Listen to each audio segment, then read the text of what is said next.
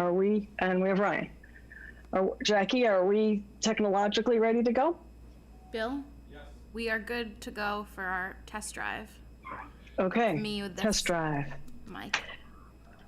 So, welcome everyone to the August 3rd, 2021 Wenham Select Board meeting. I'd like to call the meeting to order at 6:30 p.m. We, as we normally do, will begin our meeting with public input. And if there is anyone who is watching who would like to say something or ask a question that we can address later, please put your name in the chat room and we will try to recognize you in the next couple of minutes. Could we have that slide? Just to remind people. Thank you.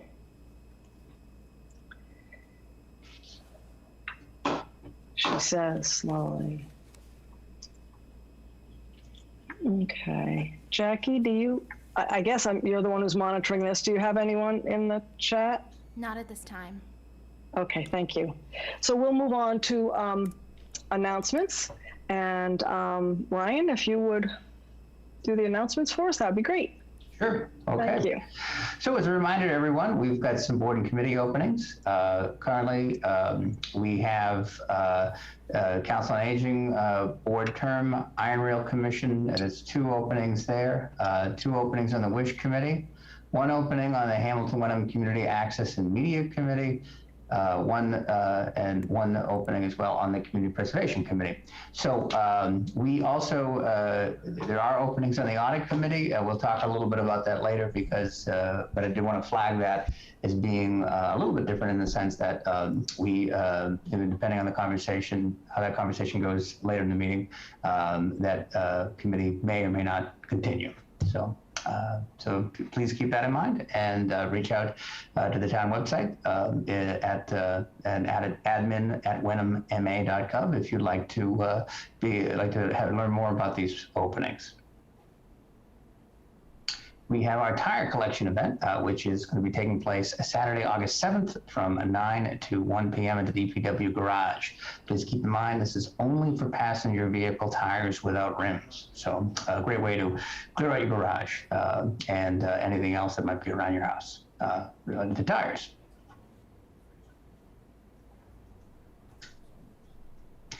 We still have some summer internships available, and if you're interested, please look up on our website under jobs for position descriptions and how to apply. I believe we're also looking, as well as this will extend through into the fall. So if people are interested, please get in contact with us, and you can find out how to apply for the internship program. Citizens Leadership Academy is coming up. We're looking to register folks for our fall session coming up. Again, you can reach out directly to Jackie on town at jbreschen@wenhamma.gov. This is really a great way to learn more about what happens in town and try to do our best to demystify what happens here in Town Hall. We are much more friendly than we may seem, so please, folks, give us a chance. We would appreciate it, and for you to give consideration to participate in it. It's been a really great program for the town, and I'm looking forward, myself, this being my first time through this, to participate in it this year as well. Okay, so town administrator reports. First thing, just to point out for the board, we are posting a meeting for August 6th to go over some of the tasks that I'm going to be asked to do over the month of August. And this will also set up, I think it's a sort of a precursor to our goal setting session, which we are going to be scheduling for September. So that is pending, and we'll be sending out the agenda for that very soon. It should be a very short agenda because really it's just focused on the input I've received from various board members about what topics they'd like to see this office working on over the next month and a half. You've probably been seeing a lot of changes in the news about COVID and the Delta variant. These are things that we're keeping an eye on. We're keeping in contact with our Board of Health and getting a sense from them as to how we here in Town Hall and throughout the town are going to be handling this. But just wanted to flag that for you, that we may be looking at some potential changes to our sort of standard operating protocol here in Town Hall. It doesn't look like there'll be any shutdowns of any sort, or we'll be returning back to the heart of COVID when we were all working from home. But we may need to make some adjustments, maybe wearing masks here in Town Hall and other locations throughout town. It's going to be determined at this point, but we are keeping a close eye on it, and that change may be something we'll be looking toward. So finally, a belated happy birthday to Jackie. So happy birthday, Jackie. Another year older and wiser. So congratulations for making it another year. So there you go. Of living, yeah. There you go. Hey, it's not easy. A tough year. It was a tough year. It's not always easy, folks. So that's it, Catherine. I'll turn it back to you. Okay, thanks. I really have nothing for the chair's report this evening, except to remind everyone, I'm assuming that the other board members have turned in lists of potential tasks that we are going to prioritize on Friday. If by some reason you have not, or you have some additions, a few additions, Ryan might be willing to accept them at this point, but that's really all.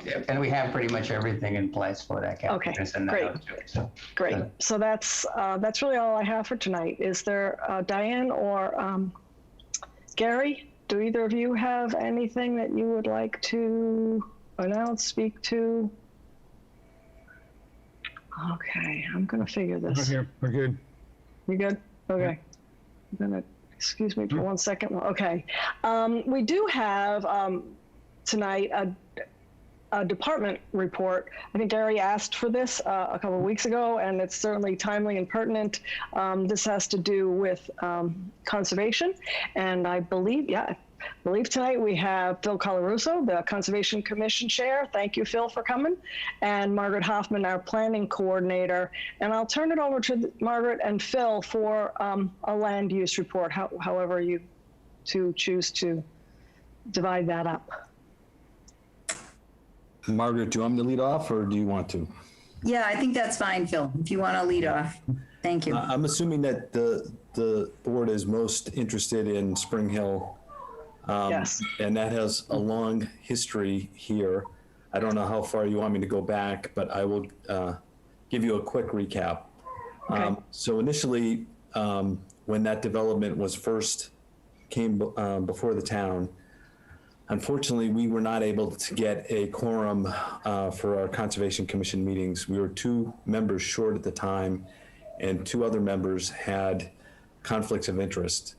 And so per the State Wetlands Protection Act, the applicant bypassed the town after 21 days of not being able to get a hearing and went to DEP.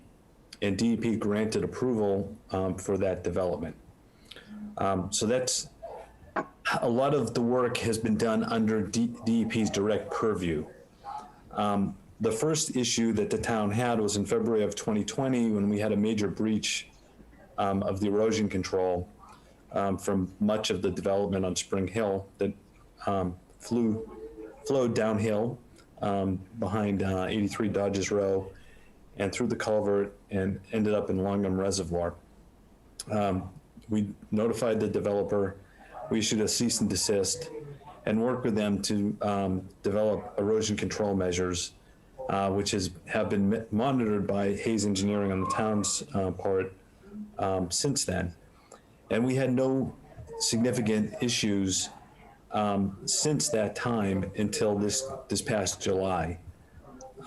So this past July, we had, again, some significant runoff from 3 of the lots on that development. 2 of the lots are privately owned at this point. One of the owners brought in a fair amount of fill to level off his yard, and did not have his property stabilized prior to some of the heavy rains in early July. And A lot of that material went into the abutter's property, which is 65 Dodges Row, and impacted some of the wetlands and his pond in particular on his property. A property on the corner, which is also privately owned, also had significant runoff issues at the same time, and that went into the swale that the developer had put in, but it overwhelmed the swale and again ran off into Longham Reservoir. Finally, the third property is a property that is now before the Conservation Commission, looking for an order of conditions, and the site was basically bare. There was no erosion control at the time of the storm, and that contributed to some of the problems at 65 Dodges Row as well. Subsequent to us being notified, Margaret and Will Blaze, the peer reviewer for the town, visited the site, spoke to the developer, and the developer's property manager has done a very good job of not only attempting to stabilize the property that is still under the control of the developer, but helping the two private property owners, Mr. Frederickson in particular, get their kind of property in some kind of reasonable shape to prevent this from happening again. Since that time, the commission has conducted a site visit, and additional erosion control has been put in multiple times now on all three sites. The site on the corner, lot number 3, has been resodded, and so I think that site is probably the most stable of the three. The other two additional erosion control berm was constructed, and all of the loose material was covered. And we did have some subsequent rain since the erosion control was put in, and Will, myself, and Margaret on separate occasions all went out to inspect the property, and did not see any additional problems from that rainfall. So Mr. Frederickson in particular has hired a consultant to help him come up with a long-term control plan, and he'll be coming before us hopefully at the next meeting. And as I said, the developer is on our docket as well to come before us on August 9th as well. So we'll be speaking to the two entities who control those properties, and get a sense of what their long-term plan is. Now, so I think we took care of the immediate issue, although I'll be interested to see, I may head out there on Friday or Thursday afternoon after the next heavy rainfall, just to assure that we're not going to see any additional problems. And we're on track to have both of these entities have a long-term plan to remedy the situation. But we have yet to really decide on restitution for 65 Dodges Row and the Longham Reservoir and the town of Wenham. We did call in DEP, notify them to both of these incidents, and quite frankly, they were not particularly helpful and not particularly interested. In fact, they did come out after much urging by Margaret multiple times, and basically told us that we need to address this as a local matter.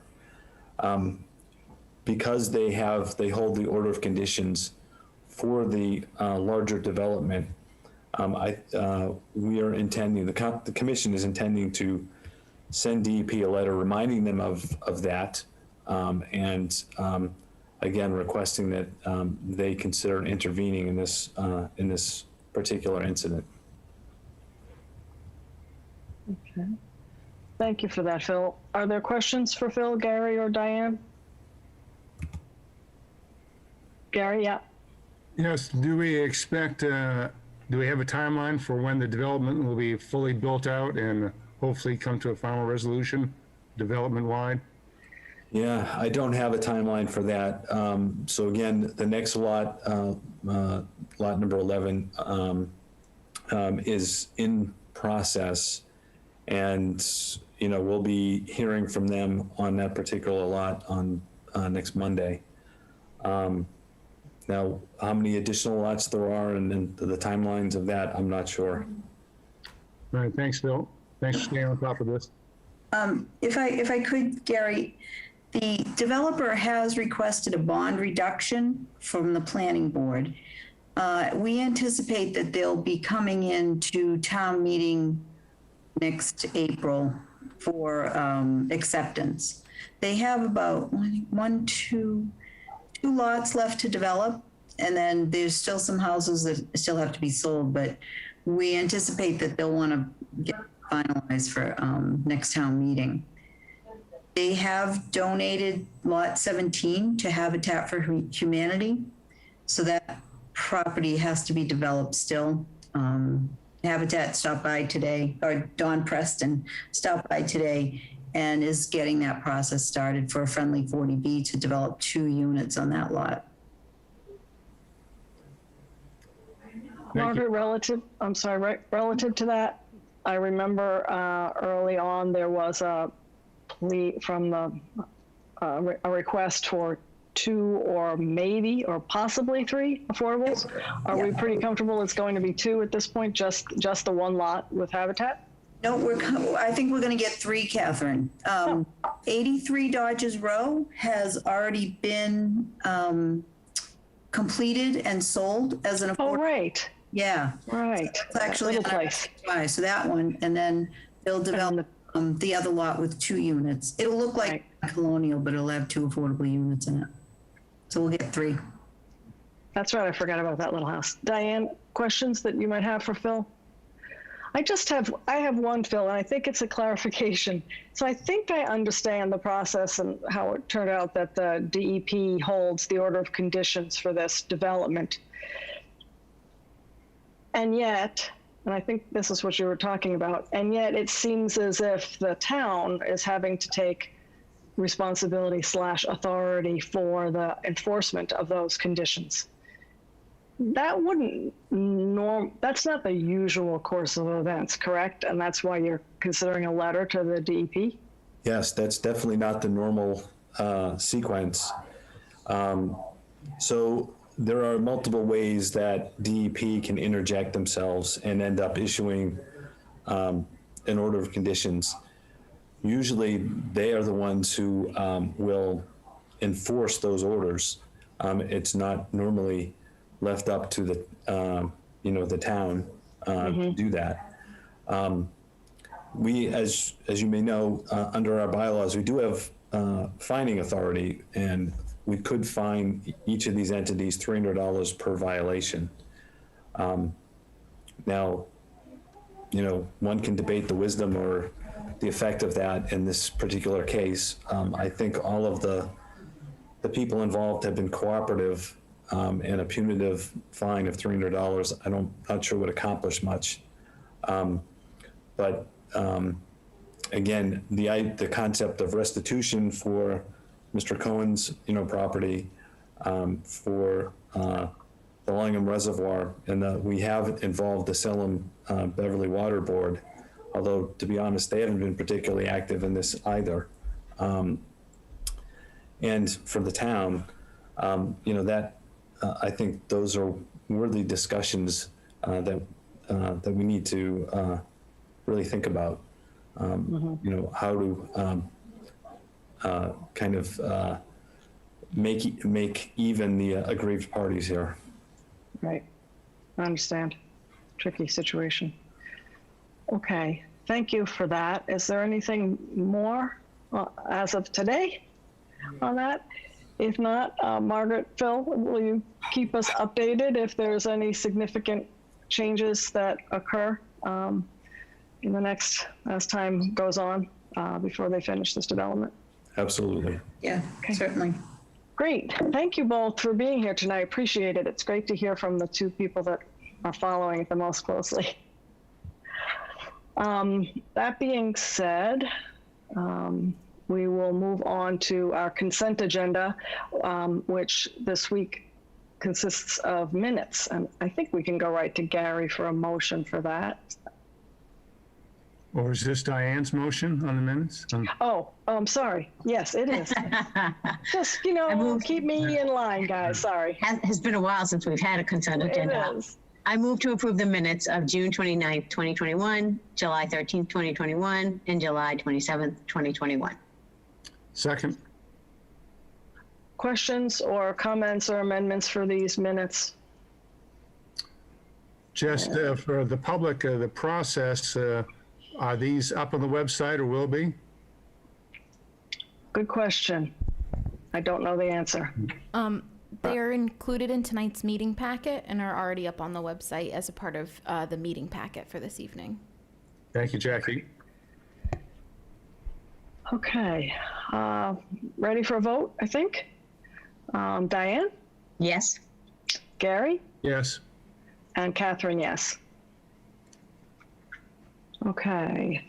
Now, this is when I said, the next thing on our agenda is new business, but if it's not too hard for the PowerPoint, I would like to please move to data before I can even say it. We do have presentation on updated financial policies and investment policies with Jamie Colon and Bartholomew and Company next on the agenda.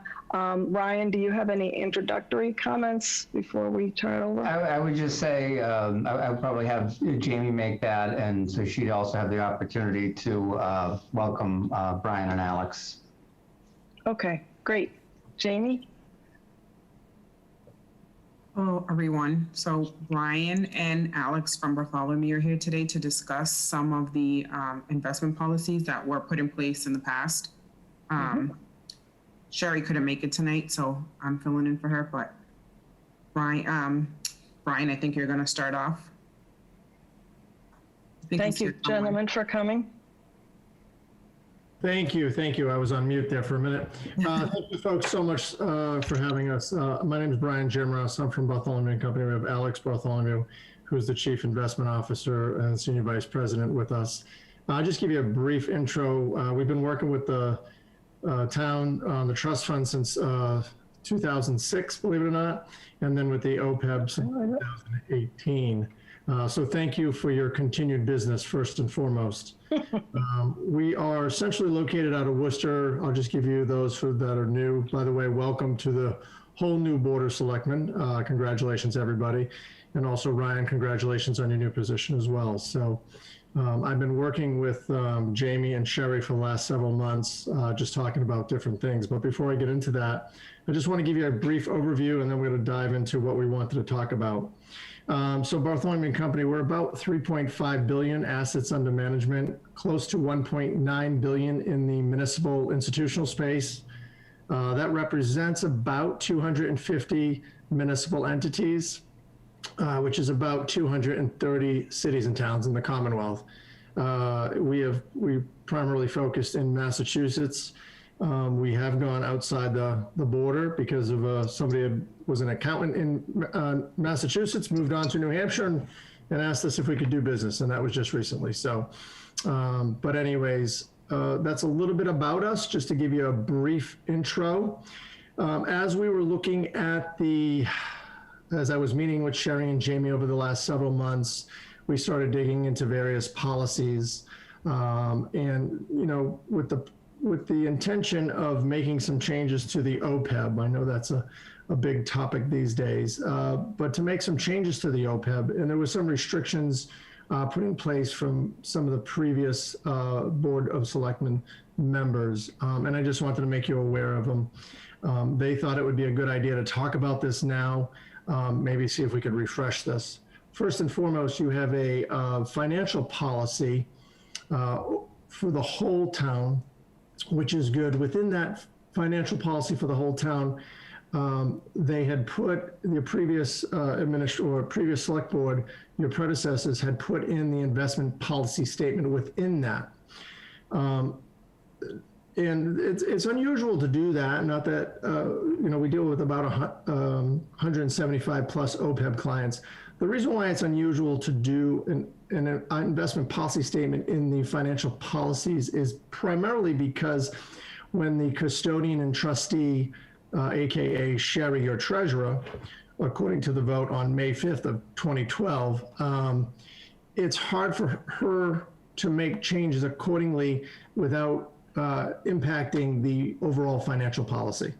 So we wanted to talk specifically about, in the past, they have put restrictions on alternatives.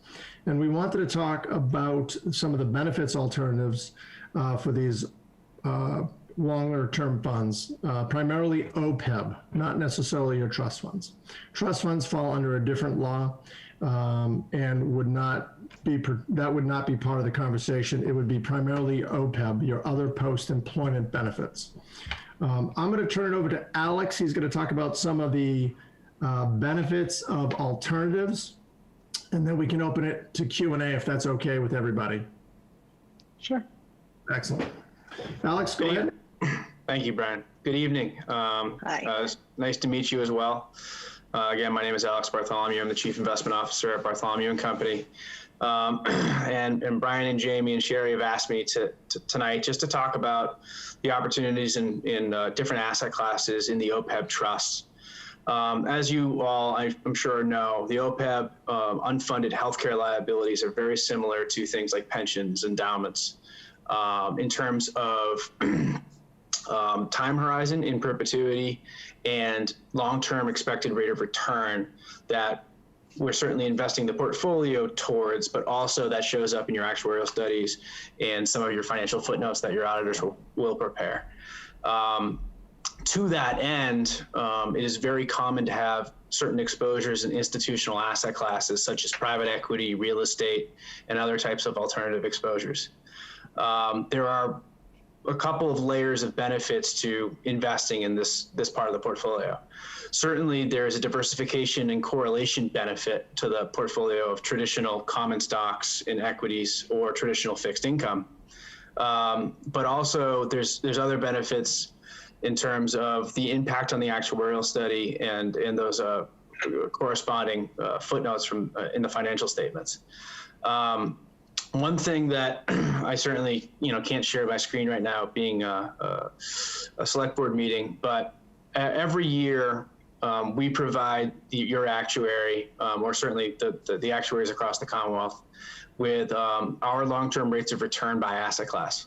And if we invest in, say, a private equity exposure, non-traded real estate exposure, something that is specifically targeted in the investment policy statement, that actuary has the ability to assign that long-term rate of return and therefore change, preferably increase your discount rate, which is the rate they think that your portfolio is going to make over the long term.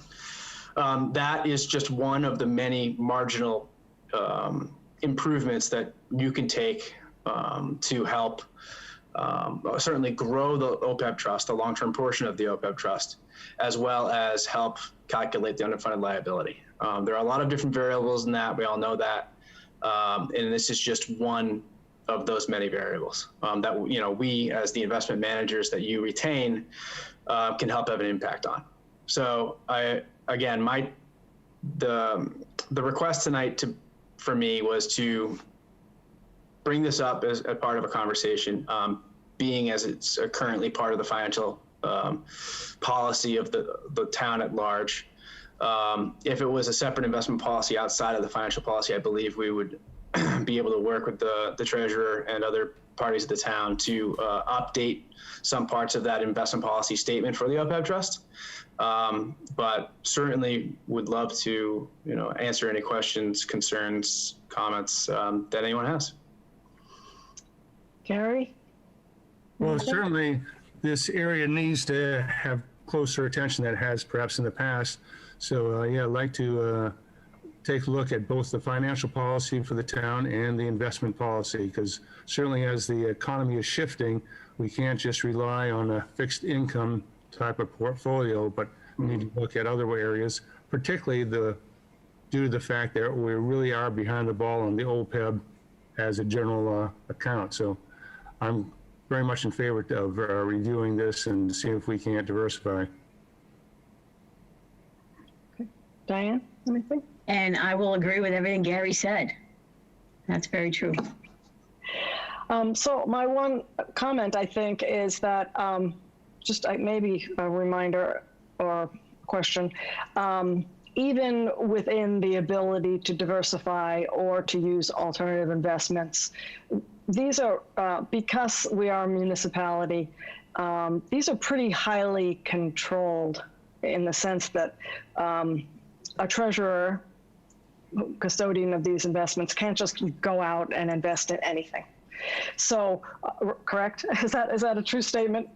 So OPEB trusts are invested under the prudent investor rule, which is Master General Law, Chapter 203C, just like pension funds are.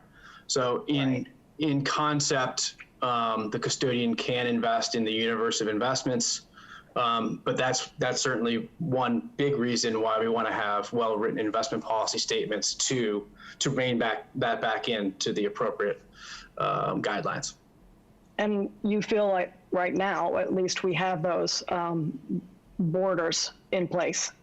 There's a lot of language in the existing template of the investment policy statement, which is part of that financial policy, that really talks about what you can, from a high level perspective, what you can consider to invest in when what you cannot consider to invest in.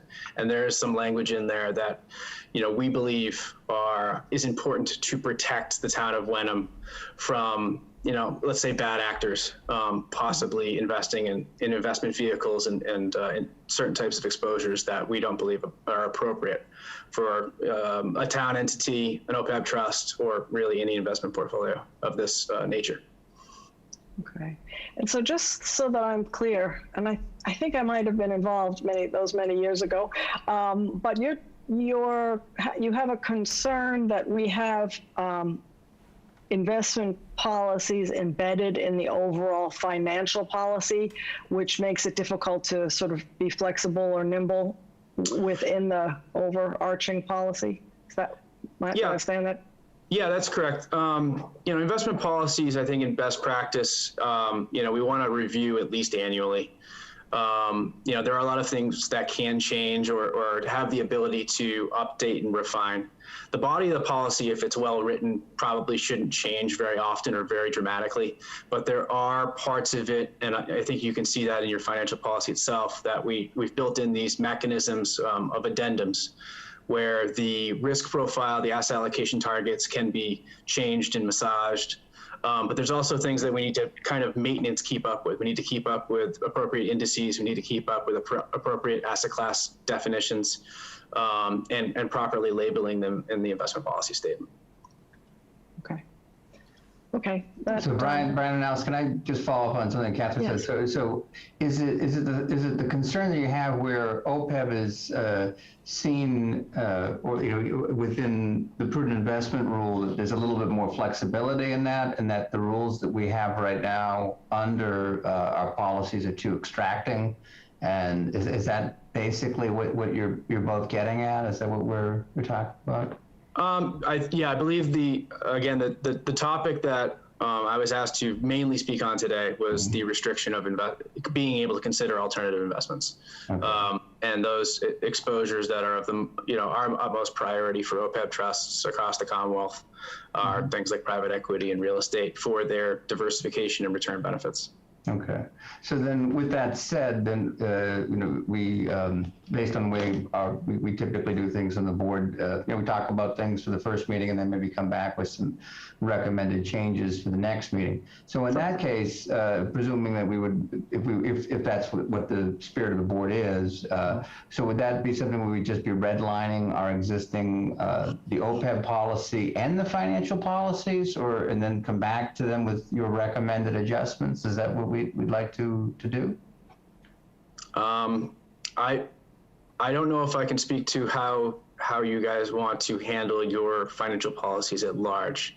I'll certainly take your lead on that. But I believe we have provided updated IPS templates and addendums for the portfolio, both from a risk profile perspective and specific language perspective of restrictions versus not restrictions. So just to the chair, I just say that, you know, we can come back at a future meeting, you know, working with Alex and Brian on that, and come back to you with those with those proposed changes to update it per Bartholomew's recommendations. And Sherry and I do have those templates, and we've been looking at them. And we're trying to, those are part of the policies, office policies that we're trying to update. So we'll have those pretty soon to be able to present to the board as well.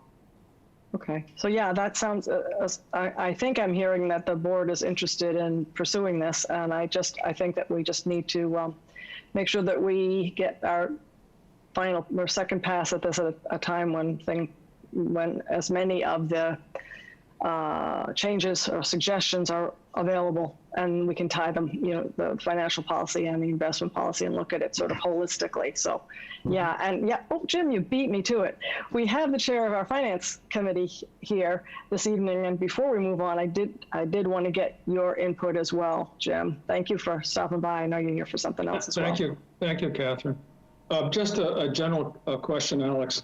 With these change in policies and the flexibility to have a different kind of investment strategy, would that potentially improve our long-term net liability, because we'd have the trust funds will be returning more dollars to the town of Wenham? Because our liability is about 4.6 right now, as of June 30, or 20. And there's been much discussion in the community, actually, about the OPEB liability going forward, which I'm sure you hear over and over again. So would these policies give us some assistance in that regard? We certainly believe they would, you know, from our role in OPEB trusts. Our role as the investment manager is to take what you put aside for long-term support of your budget at a future date and time that the actuary determines in their studies. Our ability to invest the portfolio to the best of our ability is certainly the expectation to increase long-term returns, but also to have a more near-term positive impact on your actuarial study, which is, again, one of those many variables that can help reduce your unfunded liability that shows up on your balance sheet. The biggest variable, probably more than anything else, is funding. I think we all know that. And second to that are healthcare inflation premium inflation. But the actuaries are certainly the best source for codifying all those different variables and what has the biggest weight. If I may, one more question, Catherine. Sure. So do you have a history of returns? You know, like an investment company would say, well, our returns for the past X years have been, 20%. Yep. Yeah, that'd be great. Returns. Shoot for that. Ounce of experience. Yep. So we, certainly we have the returns of the town's OPEB trust that we've been investing. It's a little under $400,000. And we've been investing that since the beginning of October 2017.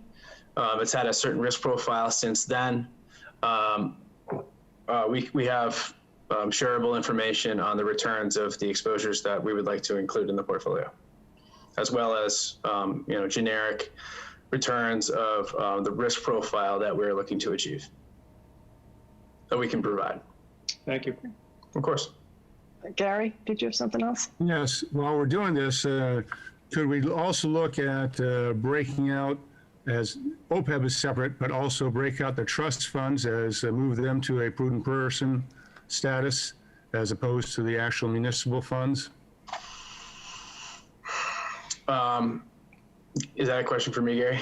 Well, I think it's a general question for everybody involved here, that if we're going to, relook at the financial plan, and then really I see we need perhaps 3 individual investment policy statements, one for OPEB, one for the trust funds, and one for the municipal account, so that we maximize the return versus, whatever the risk we're willing to accept on each of those three areas, as my understanding is that they are somewhat differently controlled under mass law. That is absolutely accurate. I'm bringing up the breakdown of the trust funds right now. I just want to get an idea of what we're looking at here. So when you start going down the path of exempting, long-term trust funds kind of as a collective whole from the list of legal investments, we have to kind of separate the different kinds out. The ones that are really important to separate out there are things like stabilization and CPA. So this portfolio has both of those, stabilization, a handful of stabilization funds, as well as CPA funds. CPA makes up the largest majority of the portfolio that we manage for the town, which is about $5.5 million. To this point, we've not seen any municipal entity, city or town, district be successful in pursuing special legislation for stabilization or CPA to exempt themselves from the legal list. The MCTA has tried every legislative session to exempt all long-term trust funds from the legal list and have failed consistently each legislative session dating back quite some time. And so your opportunity really to do that is going to be in things like scholarship funds, cemetery perpetual care, library funds, basically everything else that's not stabilization and CPA. Right. So there's an opportunity there, but it would require having a town meeting vote to pursue that legislation, with a local representative at the State House, having a special act at the next legislative session. And then if successful, which you should be, if certainly written right, and we can provide plenty of examples of successful legislation that has been passed, then it would we would take the existing trust funds portfolio and separate it out into two. One that keeps the stabilization CPA, and the other that invests everything else that's now exempt separately. Thank you. Of course. So part of the rationale for possibly doing that, and we'll have to obviously talk more, I think is a bit operational within Town Hall. So probably a conversation with Jamie and our treasurer to see if procedurally and operationally we add value as well as financial value by separating those things out. So I would I hear the comment, I agree, but I guess I'd like to, before we get too far down the road, understand how that works with our finance department. Sure. We can follow up with Jamie and Sherry on those examples if those are of help. Okay. And it seems, if I'm understanding this right, it seems like from here, I'm going to say this, at a process point of view, it would be useful for us as a board to understand or review the overall structure of our financial / investment policies and make sure that that's where how we all want it to be structured. And then to Gary's point, within that, we can look at any potential, changes that you are recommending for any of the funds within the investment policies. Does that make sense? Sure. Absolutely. Jamie, does that make sense to you? Okay. All right, it was muted. And Okay. Catherine, do you mind if I just add one thing? no, please. As far as the investment policy statements, please don't feel like you have to go reinvent the wheel. We have samples across the board with best practices. Remember, we have 250 municipal entities, all public documents, and if there is anything private, we get permission. So we can share those with you so you don't have to go reinvent the wheel, and we'd be more than happy to do that. Okay? And Sure. then before you do approve, if you don't mind, not that we're trying to tell you what to do at all, but we do strongly recommend before you approve or update your investment policy statement, if you could just let us read it to make sure we've captured your intent through writing and we interpret it the same way you intended. is the primary focus, that would be helpful. We're not going to tell you what to do, but we're going to guide you and direct you and say, hey, this is what you're saying. Is that what you meant to say? And please leverage us as a resource because we do work for you. I think I can speak for the board. They'll tell me if I can't, that we are happy to not reinvent the wheel in general. And also, I know that we've worked with your group, Bartholomew, for quite a while and have had a very, I believe, successful relationship and trusted in your judgment. So to both of those points, yes, please feel free to talk to the finance department, to us about things that already exist, especially best practices. Excellent. Well, thank you. Brian, I'm keeping a running list. No problem. Keep me busy. Whatever you need. Anything else relative to this agenda item, Ben? No. Okay. Other than the fact, Catherine, we will plan to follow up with the board at a future meeting, and again, work with Bartholomew to present something to you that reflects the nature of this conversation. Great. Thank you, Ryan. I think that sound good to everyone? Yes. Yes. I say everyone as if they're, a 20-member board. To the trio. All right. Thank you very much to Brian and Alex for being here tonight and waiting for a bit for us to get to your agenda item. Appreciate it. Jamie, as always, thank you for sitting in tonight as well.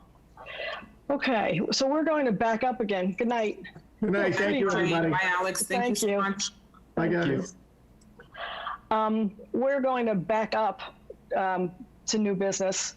We just finished D. We'll back up to the beginning, which is B, and it is, as already on the screen, use of town property and road closure for the Hamilton Wenham Shop Local Fall Festival to be held Sunday, September 19th, 2021.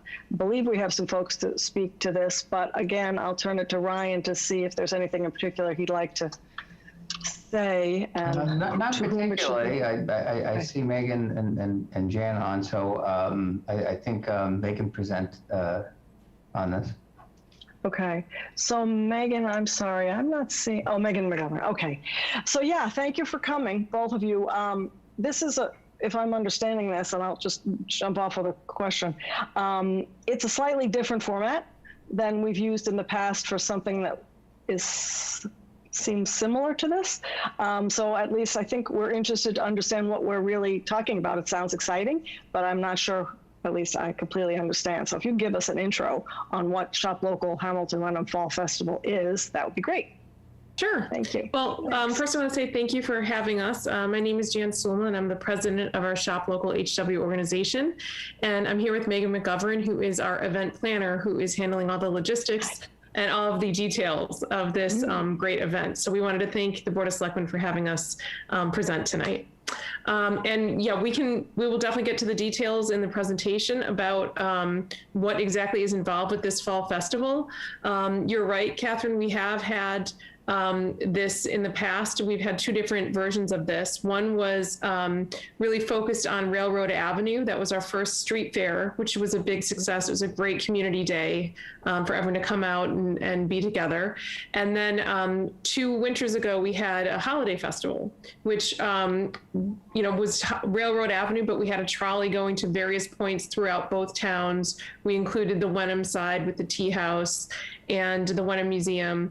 And so this new event, there's a couple new things about it, which we'll get into in more detail, but it's really focused on the 2 main points of Railroad Avenue and then focal points in Wenham, basically the museum area. And the purpose of this event is really to support our local small businesses who are facing a very challenging time during the pandemic. And we just want to create awareness for them. Great. So, okay, thank you. So if we can go to the next slide, please. So just as a background, yes, Shop Local HW is a nonprofit organization that supports the Hamilton Wenham business community, the small businesses, through promotions, engaging events, and networking that help to foster a sense of community. Would you go to the next slide, please? So we were thrilled to receive a $50,000 grant from the state. And we're working with the town of Hamilton, with the town of Wenham, and the HGC to create this event. So the $50,000 that we got will go to cover the production of the festival.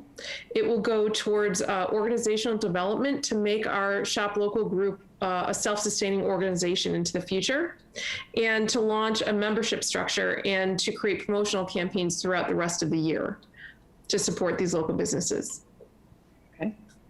And again, so the festival really, essentially the Fall Festival is an opportunity to reinvigorate our local small businesses after a very challenging year of the pandemic, and to make the community aware of all of these great offerings that we have in our community. And it's really interesting, if you look at the DBA lists in Hamilton and Wenham, we have almost close to 300 small businesses just within our two towns. And that's really pretty incredible. And so we just want to create awareness around that so people know that these offerings are here available in our own towns. The date that we're targeting is Sunday, September 19th from noon to 5. And, optimistically a little bit here, but we think we might be able to get 1,000 to 1,500 people throughout the day in and out, which would be fantastic. And so why is this beneficial? The festival will help small businesses of Hamilton and Wenham to grow and to prosper by making local consumers aware of their existence, by letting them know they're here, and also by encouraging consumers to spend their money locally. Studies have shown that for every $1 that's spent at a local small business, 70 cents of that dollar stays within the community. And that's really important. That's really what we want to encourage.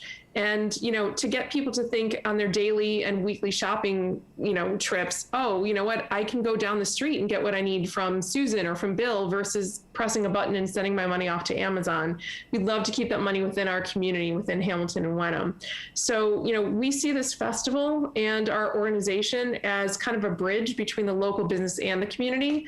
So when community members support local business, then local business in turn can support the community by donating to our nonprofits, by sponsoring a Little League team, or just by creating fun, engaging community events.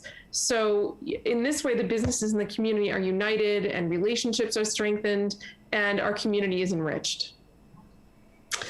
So now I'm going to just turn this over to Megan, who's going to review the event details.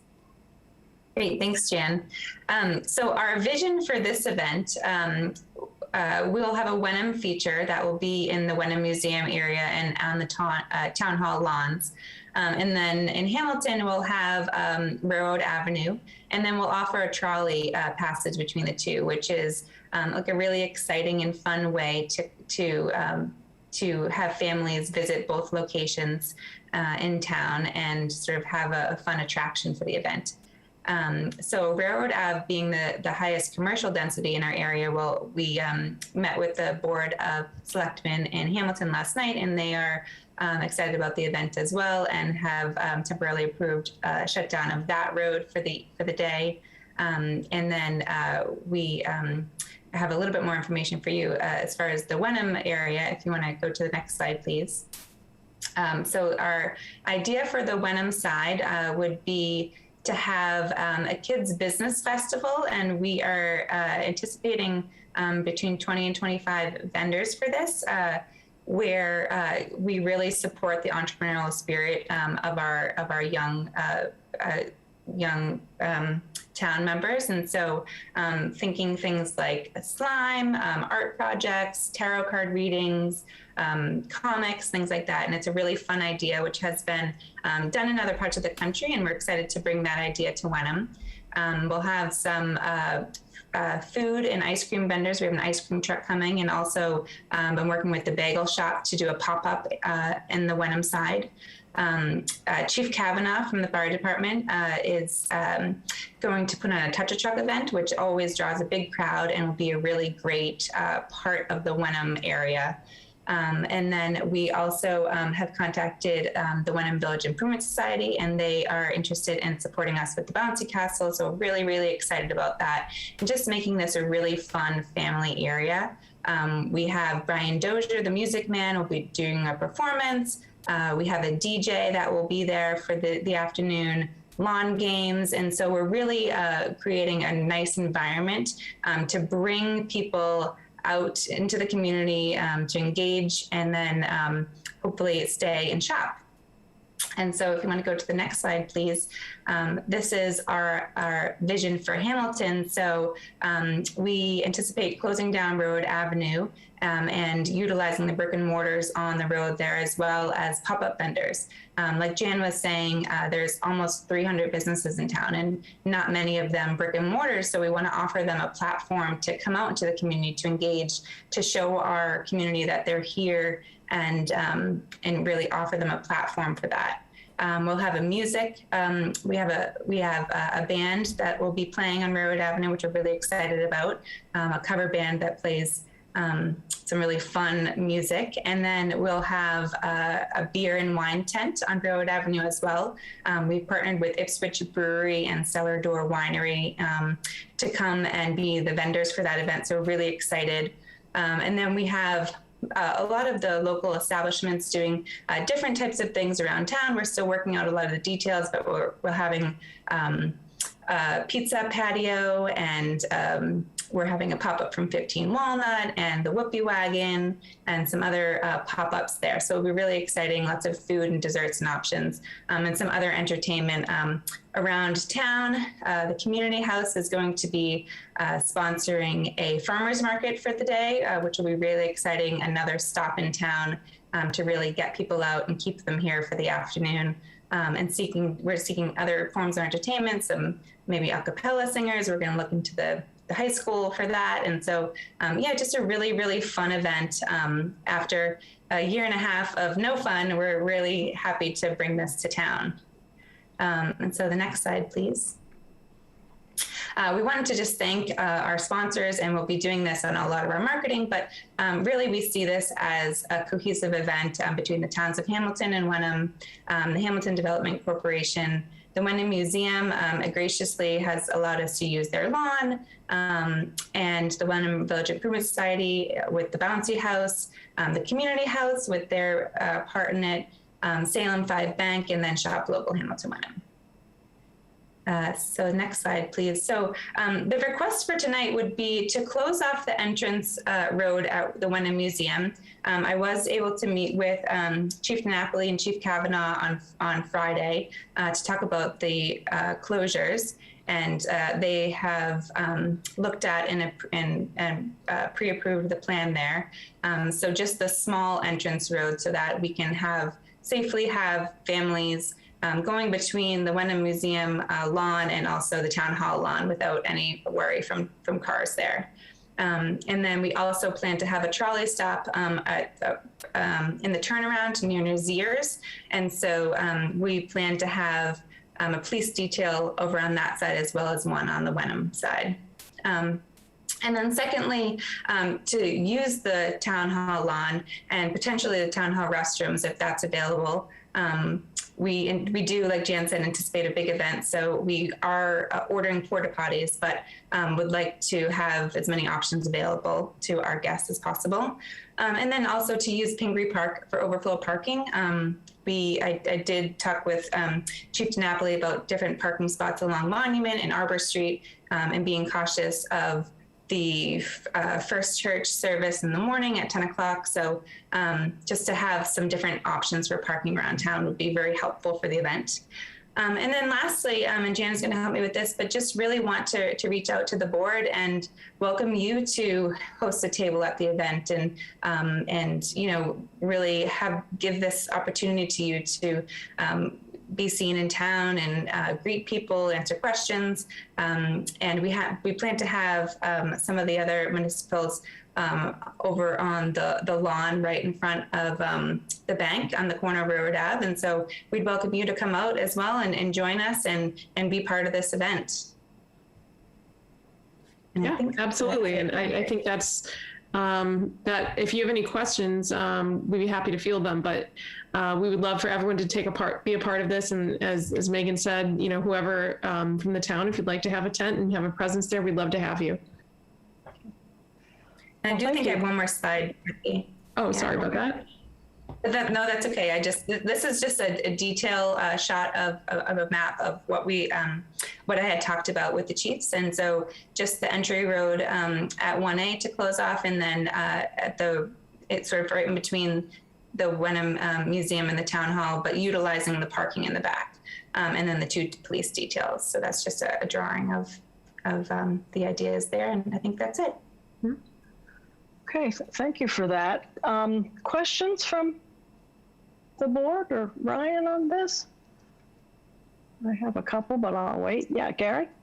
Yes, how are we reaching out, especially in Wenham? There's a lot of single owner businesses operating out of homes. How are we reaching out to them to get their representation at this event?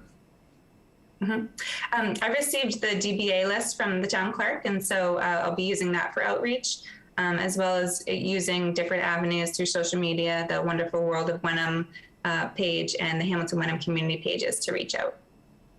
Thank you. Diane, questions?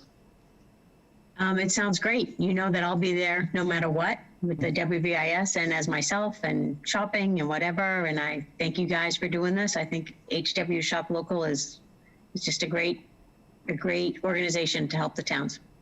Thanks. I agree. The mission is certainly great. Recognizing the fact that we have quite a few less businesses, certainly brick and mortar businesses here in Wenham than they do in Hamilton.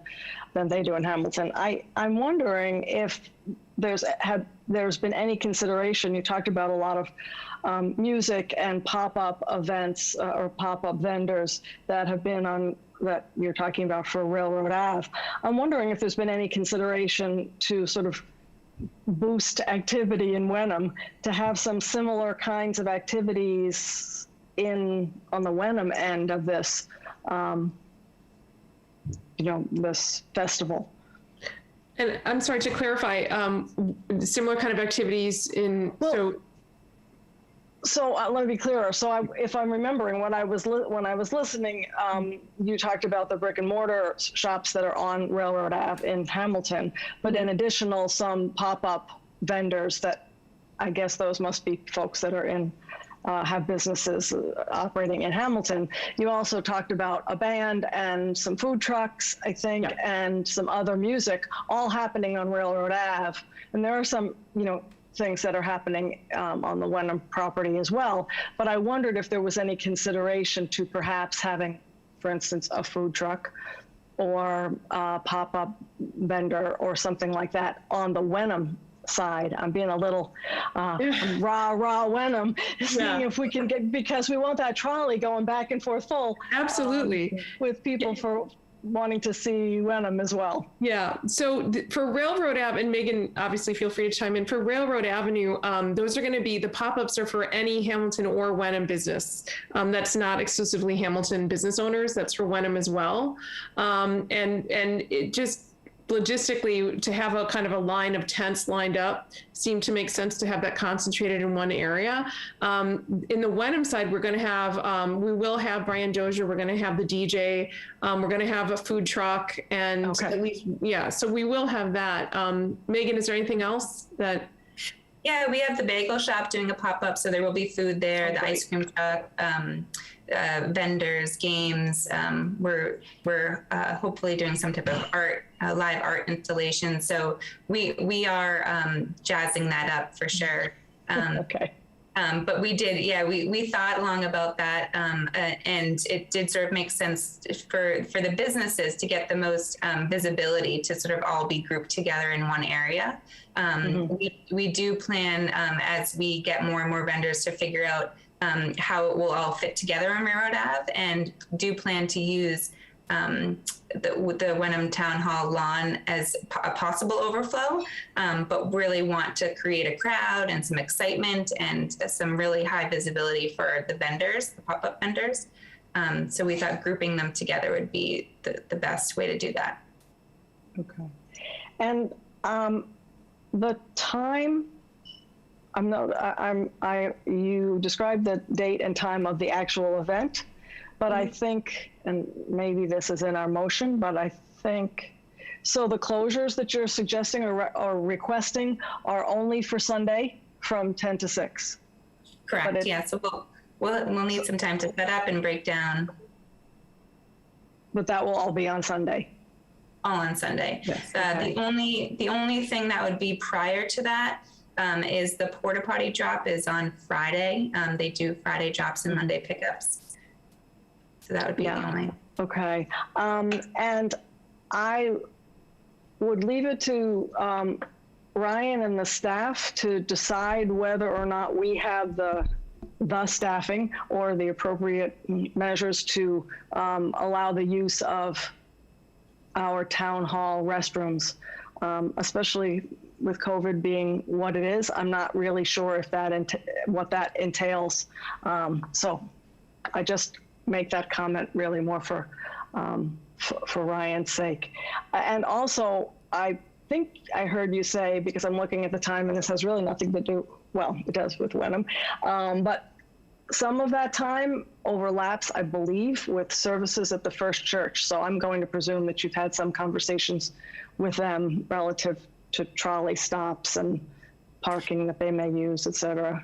Yeah, their service is at 10 a.m. on Sunday. And so we intentionally started the event later, and we'll just have some setup going on across the street, 10 to 12 range while they have their service. Okay. Those are all the questions I have. Thank you for your presentation and your answers. And I think if there are no other questions from the board, we're ready for a motion. All right. I move to approve the use of town property and road closures for Sunday, September 19th, 2021, from 10 a.m. to 6 p.m., including setup and cleanup. Before we second that, can we just add to the end for use for the Hamilton Wenham Shop Local Fall Festival, so that we know who's. So it's quite carefully defined. All right. Yeah. So amended then. Okay. Just so the minutes reflect why we're granting this request. And also, do we need to have any special language for the use of overflow parking at Pingree Park in terms of this motion? Are you certain that you'll be using, or you're requesting the use of Pingree Park for overflow parking? Is that correct, Jan and Megan? Yes. Yes, if needed, we'd like permission to be able to use that. Okay. So we have our phantom writer there, and sorry, Gary, I didn't read that motion clearly enough I don't mean to change it, but do you mind reading it again with the amendments? And now, as we've typed in, we are not closing Friend Court, right? Right. Right. So we can delete that out of there. So it's only the entranceway into the museum/town hall. All right. So the closure of the So here we go. Museum. Let's try this again. Move to approve the use of town property and road closures for Sunday, September 19th, 2021, from 10 a.m. to 6 p.m., including setup and cleanup for the Hamilton Wenham Shop Local Fall Festival, including the use of Pingree Park, the closure of the Wenham Museum entrance to Town Hall, and use of Town Hall lawn. And bathrooms? I don't think we need to put that in the motion. Yeah. I think we can deal with that as it. Okay. Well, it was part of their request, so that's, Yeah. it seems like there's just a lot in this one request. And, so the use of Pingree Park is really just for parking, overflow parking. There won't be events there. Right. But the use of the bathrooms in Town Hall has been an issue, so I think we need to keep that in mind. But I don't know exactly what the motion is that I should be seconding. Well, I hear what Ryan's saying. It's still a little bit up in the air. As far as the bathrooms, If I may. I think that, I'm sorry, go ahead. It's Jackie. Just from having done this type of event in the past with the museum when we've had town hall through an open house, I think Bill Tyak's recommendation brings up a good point that you really have to have someone here to staff the building if the bathrooms are going to be open. And I don't know at this point it's being still so far out what the accommodation is going to be, if we will be able to have someone here on a Sunday. And I also know that from past events, and Diane probably will remember from her time helping me with this, that first floor bathroom takes a lot of usage on an event like this, which we don't really have capacity for. So I think based on Bill's recommendation, and I think from my experience of these events, I don't know if we're ready to say the use of the bathroom. Right. So I would suggest that we leave the motion as is without the bathrooms. And if we learn something different or something changes, or, you know, we can add that a little later. But I think the recommendations, and I agree with Jackie, the experience has been that to open up that building just for the use of the bathroom is going to require staff, and not only for the bathroom. So I guess I would say the motion as written, or as now presently made, covers what we would be comfortable with requesting or granting, I should say. So I will second it. I just wanted to make sure that it was clear that what we are making a motion of is not exact all that they had asked for. So just that it was out there. So second. Okay. Further questions or comments on this? If not, we'll take a vote. Diane? Yes. Gary? Yes. Catherine, yes. Thank you so much. We're looking forward to this event, and we'll get back to you on whether or not we'll have a table. But leave a little space for us in case we do. I think we have to talk about that a little. Thank you all very much. Thank you for coming. Catherine, if it's okay, will we still have Jamie here? If we could take the item G out of order Sure. about the audit committee. I'd appreciate that. Sure. So we will skip down. Thank you for mentioning that, Ryan. We'll now, and actually I think Jim Purdy is here for that issue as well. So we're skipping to old business in this case. Item G is the audit committee discussion and potential vote on the change to the audit committee charge. I'll give a tiny bit of background to this. I think that we decided several meetings ago that although we had a charge, we were having difficulty filling all the positions for that are contained in that charge, and that we would give till, I think we said last meeting, to see if anyone else would sign up with a letter of interest, and if not, we would tonight discuss options for the functions of an audit committee. And then at that point, I'll turn it over to whoever wants to start talking about this. Yeah, maybe if I can start, then I'll turn it over to Jamie. But I think we can always fill the slot in terms of the audit committee, but I think the part of the reason that this came up was a question of utility to the community and the need for the audit committee. I'm not sure what the history of this was in terms of why this was proposed, but we in talking this over with Jamie, and also hearing back from the board in terms of how the audit committee has contributed in the recent past, it becomes a question of whether or not this committee is still necessary. So, ultimately this is up to the select board, but I think it's also important, and this is where I'm going to turn it over to Jamie, to talk a little bit about what the audit is, how that process takes place, and how you have the audit process itself, and then the management letter, which is used as a way to translate not only for both the finance committee and the select board, but also for the public at large. So the question becomes really what function the audit committee then serves, and if we believe that it's still valuable, we could continue with it. But I think what I'd like to do now is pass it along to Jamie, and if Jackie, if we could bring up Jamie's memo on this to provide an overview of where what we're talking about here. So, Jamie, you want to take it? Yeah. So the audit occurs every year.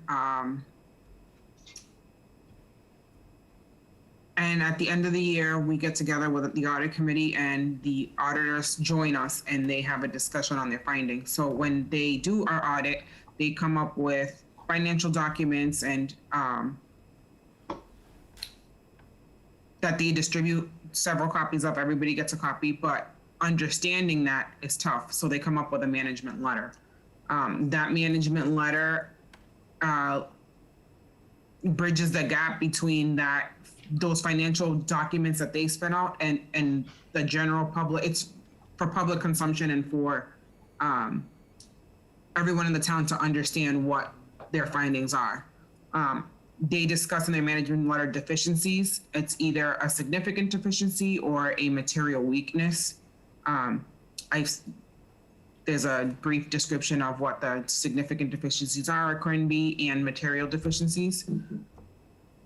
Our issue with the audit committee at this point is getting somebody to sit on. So it's a 3-member committee, one being the Board of Selectmen, the other being the chair of the Board of Select Board, and the other being the chair of the Finance Committee. And then the third is a member of the community. In my previous experience in other municipalities, we have not had an audit committee. We did, however, have the auditors come out and have a joint FinCom and joint Board of Select meeting, and they come in and they discuss what was found and they open it up for questions. I don't think you want me to read through this whole memo, but. And if I can add to what Jamie said, the other thing is with that meeting, then you also have opportunities for the public then to participate and ask questions. Right, and ask questions. So the idea of the audit as a product is that with the management letter, it is intended to be a public document. This is going to be going up on our website, and the entire public can take a look at it. The question becomes, this concept of value added. What does the audit committee actually provide over and above what the auditor themselves are providing in this case?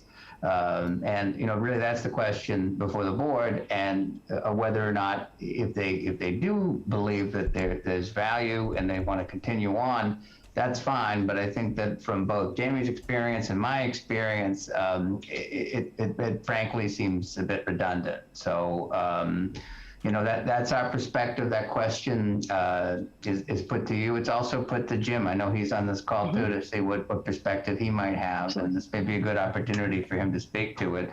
But I think the memorandum sort of speaks for itself in terms of what we're trying to do, and again, if there's ways to do things in a more streamlined manner, we should be doing that. And I think it's beneficial to have everybody on the board and everybody in FinCom, and to get the different perspectives. And I know a lot of times, one person thinks of something that somebody else didn't, and it's,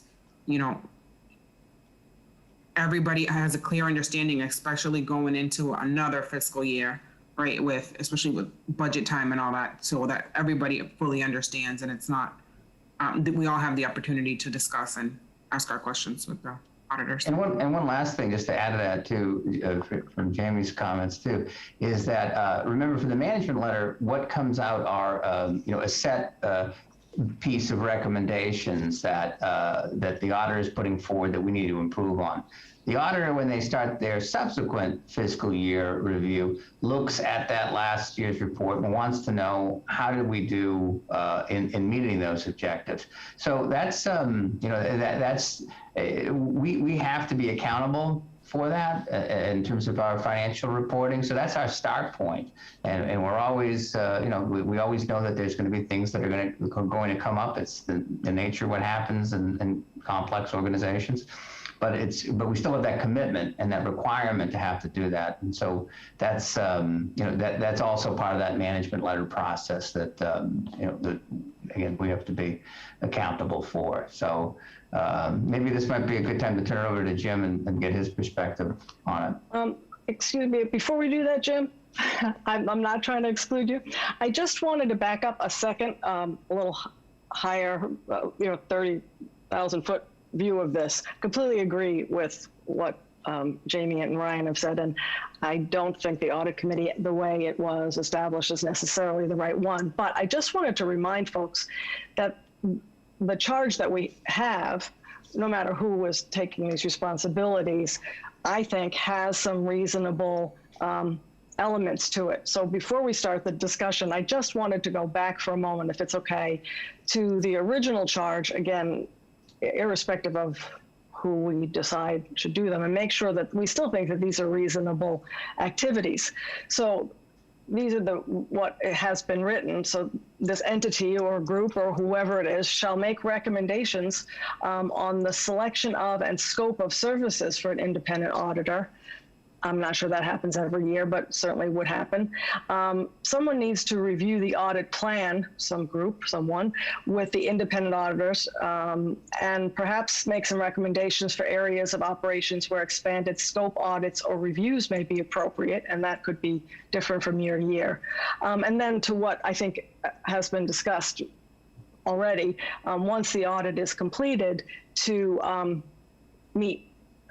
for the auditors to meet with the groups to discuss the results. And then there's that piece that you mentioned, Ryan, of a report of, okay, well, what were last year's deficiencies and how did we resolve them? So I just wanted to throw that out there and get a sense of, do we still think those are the general responsibilities or the steps in the responsibilities for the audit? And then we can talk about, how we think best to handle those. Is there anyone who, maybe we'll do it this way, has any comments or does not think any of those are appropriate steps for whoever ends up doing this? Could you summarize those one more time, Catherine? Okay, so real quickly, please. There are three separate parts of it. I think it probably starts sequentially with a report of the previous year's any deficiencies that might be in the management letter, and what changes were made to correct those deficiencies. But the other responsibilities that are named are making recommendations for the group, the audit company, the independent auditor, the scope of services and who the auditor should be, and then to review the plan and make recommendations. So maybe there are particular areas that we've had weakness in that we'd like them to specifically look at in a given year. And then thirdly, at the end, to receive the report and ask any questions or make any comments about the report and or management letter. So anyway, I just wanted to frame that a little bit, but Jim and anyone, I guess, as we may go through our discussion, if anyone has comments about that, or just in general, Jim, why don't you go ahead, feel free to lead us off on this. What do you think? What are your thoughts in general? The audit committee, as I enter into my 5th year on the finance committee, has been kind of a very small, not protected, but a very small group of folks who look at this and review the management letter and review the audit and try to push this forward in a way that we all can see the corrections and monitor the corrections and so on. But I don't think it's been as an open process as it potentially could be. And I would agree, Jamie, with the steps that I haven't seen that your policy memo. I'm not sure exactly what's in that, but to open this up to the whole of the finance committee and the board of selectmen and what those steps would look like and how they would, kind of unfold and so on. But I think the more transparent this is and open, it is a public document. And I think that has benefits for both operations and for the community that I think would be beneficial. My sense is, as we've talked about this informally, is that the auditors present to the whole of the finance committee. Minimally the management letter. My view is, not being a CPA, is you got the management letter report, and then you got the detail of the audit itself, which is very detailed. how those numbers unfold, what the implications are for the numbers, like this OPEB discussions. I mean, that's a very difficult discussion and the implications it has for town financing. But I think it should be presented to the Finance Committee, maybe with the selectmen, or we review it with you, Jamie, and with your staff, or with the auditors, and then make a presentation or have a discussion with the select board, because the select board at the end is responsible for the audit. I'm not exactly sure what the steps are, the sequence of those steps, but that's kind of where I'm landing on this as a process that's open to the public as much as possible. Okay. Gary, do you have comments on the? Sure. So I think, having participated, I think both Jim and I found it a positive experience to hear the auditors last year. But I think the committee the structure was flawed in the setup, in that I see that one selectman out of the three shouldn't be the sole recipient of the firsthand information. Likewise on the FinCom, that it'd be much better if we have the auditors come in direct to the two decision involved bodies, FinCom and the board and the select board, directly, rather than to having this intermediary interpretation or, paperwork in there. And I see, the selection of the auditor is easily, placed in the finance director, town administrator, select board area. The audit plan itself should be evident from the current year going on, that issues that the town administrator or FinCom come forward, that we should have that as a step from the select board to the auditors through the finance director. And as far as covering the deficiencies, that that really is in the realm of the town administration and finance director to track. So I think that perhaps we're at a point, given the recruitment problems, that especially having a good management letter, that I think we have enough competency on both the FinCom and the select board to just take that information direct, especially with the assistance of Jamie and Ryan here, and perhaps it's time to just do away with the audit committee. Diane, thoughts? Amazingly, I agree with Gary. And I appreciate Jamie bringing all this to the forefront. I think this is a great way to go forward. If I could just add one more thing, Catherine, I'm sorry. Sure. It also helps with the, continuity of the office and effectiveness. Last year, we did have a lot of meetings with different parties to discuss it. If we can sit down and discuss it once and everybody can get their questions on, we can move on. September, October, November, it's a very busy month in the accounting office. You have all the end of year reporting. You're starting another budget cycle, because we're always working in 8 different budgets at any given point of the year. So it helps with the effectiveness of the office and the continuity of things. And I just follow up on what Jamie said. It's all about efficiency. How can we do things in a more efficient manner? Provide everybody with the information they need, but also try to provide that opportunity to expand it. As Jim hit on, if you have a situation where you're bringing the auditor in front of both the select board and the FinCom at the same time, then you'd be asking questions about the audit, but other things that may be interesting or of interest to the FinCom members or select board. That's your opportunity to check in with the expert has been looking at our books on a regular basis. And again, it also provides an opportunity for the public to submit questions too. So that's how, we suggest for the transparency to be in place. It just seems like a more efficient way to do things. Well, to me, there's no question the value added part that you're talking about, Ryan, comes if we do make the change of having, I'm going to say, go back to the world in which that when the audit is complete, that report is given, made to a joint meeting of the FinCom and the select board to whatever, for the reasons that everyone has said. I think efficiency, transparency, more opportunity for questions. So I think that can easily, not easily, I guess it's not a fair word, but that's the right thing to do once the audit is complete. And it's all public information. And if there are questions or deficiencies that we need to address, I would hope by the time we have this joint meeting, the finance department will have come up with some ideas of how to address deficiencies. But in general, that's an open meeting, and both boards, I think, I would agree, should be there for that.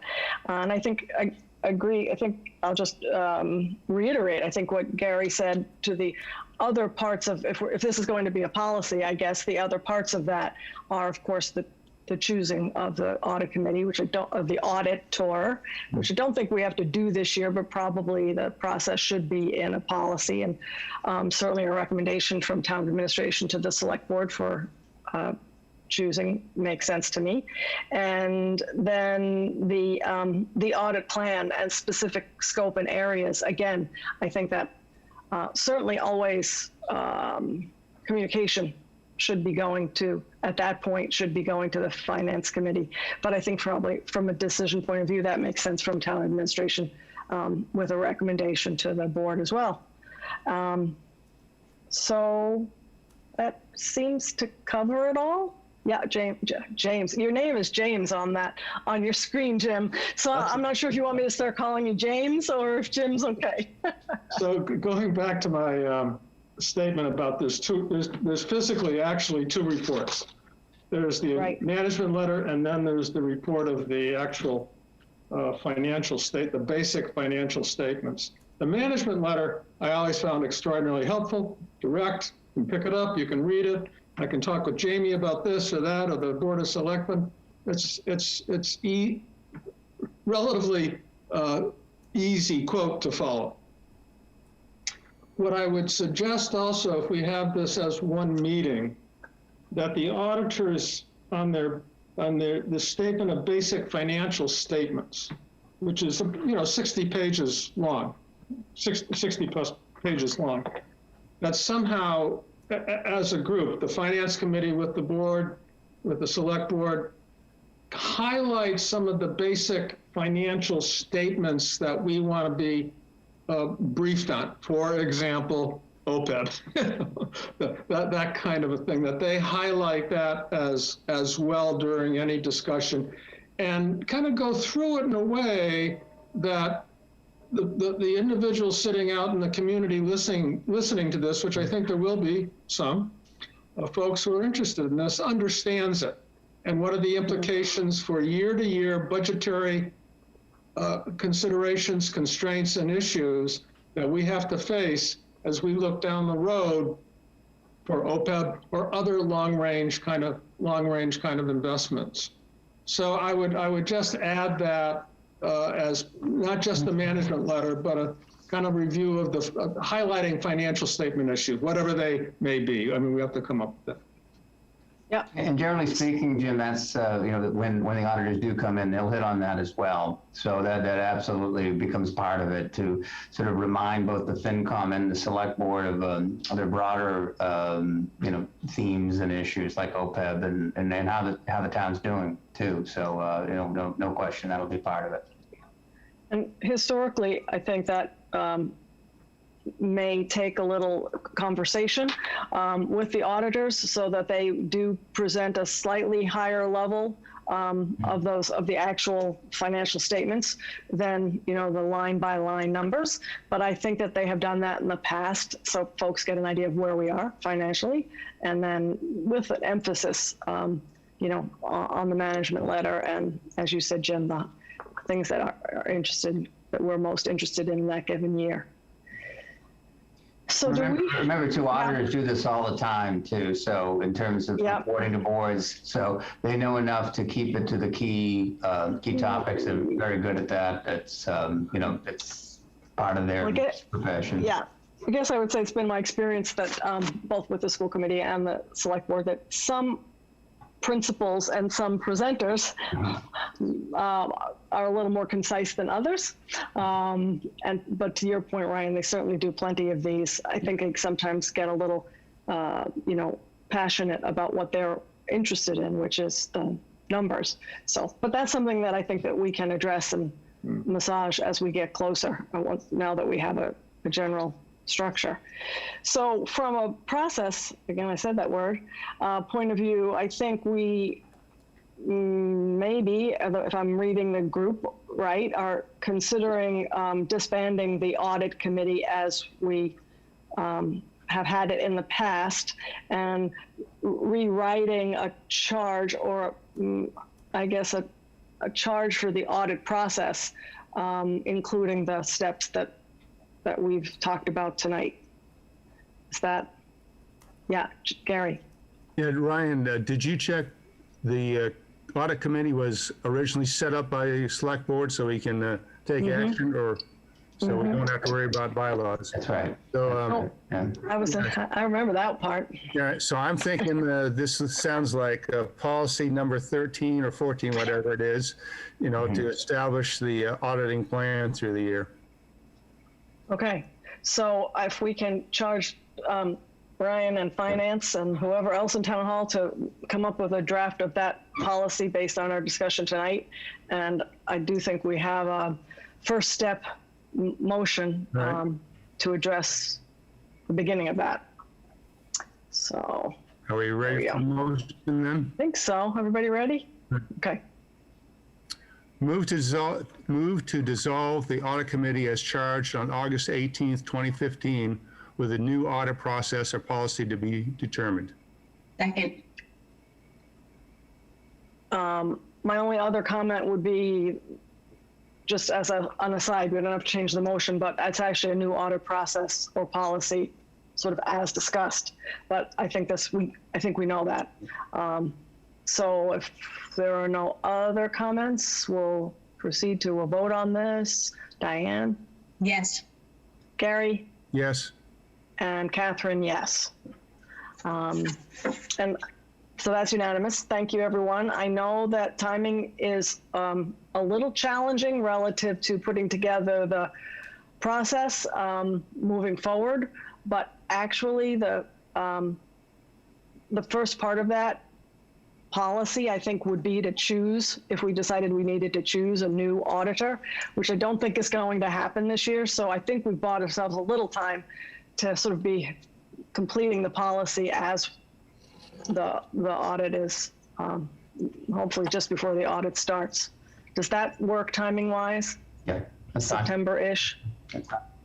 Okay. Okay. So we did that, I think. Thank you all. Thank you, Jim, for dropping in on us. Thank you for including me. Always appreciate, Catherine, I appreciate it. Always appreciate your input. Okay, let's see. Now we're moving along in no order at all. But it is on our agenda. Item C, we have 3 appointments that on our agenda for tonight. And the first one. I took the screen out. Hold on 1 second. So, Jackie, do you want to put it back up? So just the first one is to appoint the town administrator as a chief procurement officer. So this is sort of a pro forma thing. The town needs to appoint a specific person to report back to the Commonwealth who that chief purchasing official is.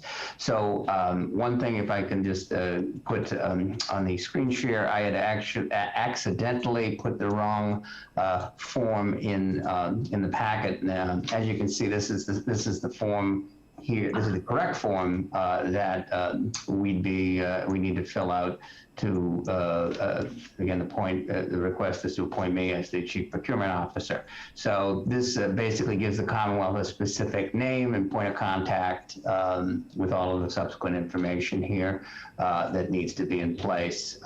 So just to make the board aware, there are no specific requirements in terms of whether or not the person that you named, the CPO, has taken any classes regarding purchasing. However, in this case, I have been a Massachusetts Certified Public Purchasing Official since 2006 and have maintained that delegation, been taking additional classes. So in this case, I can share with the board that you also have that with me in terms of the fact that I've taken the classes and know what the relevant laws are, and have had those responsibilities in my prior communities as well. So the request is just to execute that and provide the Commonwealth with that filled-in document and designation. Ryan, can you go back to that document for a second? Something I just noticed. I think we've been fortunate, by the way, in the past to have had certified procurement officers, and we're continued to be fortunate. And Ryan, not only with his certification, but his experience. If you go up a little bit further as you were scrolling down, Okay. Yeah, it's highlighted. That's what made me notice it. Please note the delegation is specific to the job title or position, not the employee. All right. So is that saying that our motion should say that we're appointing our town administrator as the chief procurement officer? Right. Is that okay? I'd say that and have it, be coterminous with the period of my contract. Probably it's the simplest thing to do is what I would recommend. Okay. So that's my only comment or question. Does anyone else have comments or questions? And then we'll make sure we have the motion and the words that we need it to be. Diane or Gary? Nothing from me. Questions? Okay. So, going back to that, I think we had a motion, which will now be impossible for me to find. So hopefully. There it is. So. Okay. Okay, so that is the way it's written, town administrator, and that would be the term of your contract, correct, Ryan? Correct, yes. Okay, so we're ready for a motion. I move to appoint the town administrator as the chief procurement officer for a term beginning August 3rd, 2021 and ending June 30th, 2024. Second. Further discussion, comments? Seems pretty logical to me. Thank you for being willing to take that on, Ryan. We'll proceed to a vote. Diane? Yes. Gary? Yes. Catherine, yes. Well, you got it, Ryan. Thank you. Thank you. Okay. Next appointment is for Council on Aging. Do you want to make that motion, Gary? Yes, move to appoint Claire White to the Council on Aging Board for a term beginning August 3rd, 2021 and ending June 30th, 2024. Yes, second. I just have one question, and it really has nothing to do, it's just I can look this up, I think. Does appointing this position fill the Council on Aging Board? Does anyone know? Jackie, maybe? Indeed it does. They have some associates available, but at least this gives them the full main board. Great, okay. Other comments? If not, we'll proceed to a vote to appoint Claire White. Diane? Yes. Gary? Yes. Catherine, yes. So congratulations and thank you, Claire. Okay, one more, and this is a follow-up on a motion that we took last week, or last meeting. Well, it was last week, I think. Yeah, that's right. Last week, yeah. Oh, gosh. Right. Yeah, so go ahead.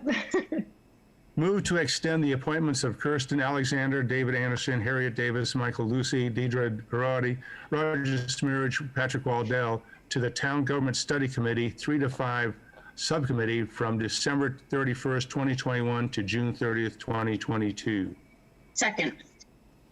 Comments or questions? This looks like the right people. Okay, we'll not only we'll take it to a vote. We'll just keep it simple. Diane? Yes. Gary? Yes.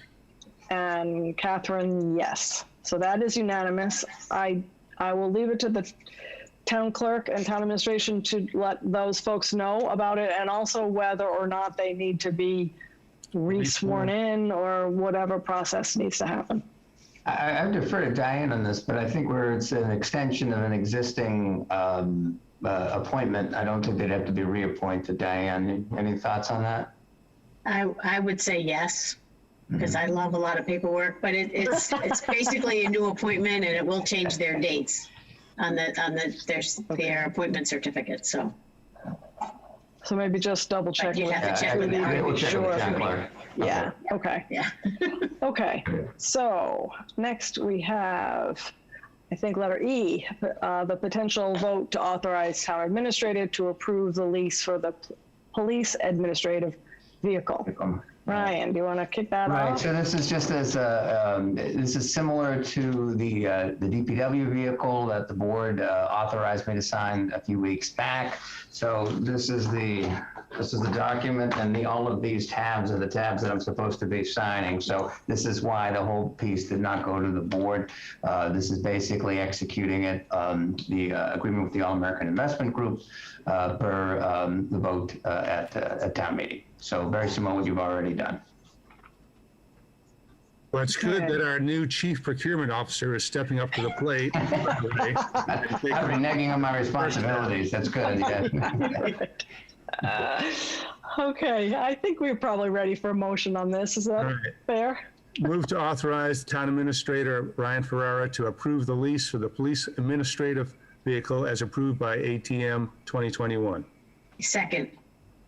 Anyone have any comments or concerns, questions? And if not, we'll go to a vote. Diane, Yes. Gary, Yes. Catherine, yes. So that's also unanimous. Just And, because we wanna paperwork keep is these- already off for the DPW vehicle, so that's Great. that's good news. That's already been taken care of. Okay, great. So I'm going to call this maybe a preliminary discussion, maybe a final one, on discussion on the reissuance of the Iron Rail Cell Tower request for proposals, the RFP. I think because we have some new people and some people that have seen parts of this process, it might be useful, Ryan or someone, to start with a little background or a little review of where we've been and where we are. Please. Just quickly, so my understanding is that the request for an RFP to build a cell tower at the Iron Rail site had come before a prior select board, but there were some questions and some issues that sort of put that on pause. So the subsequent discussion that I had with the chair was to reintroduce this item.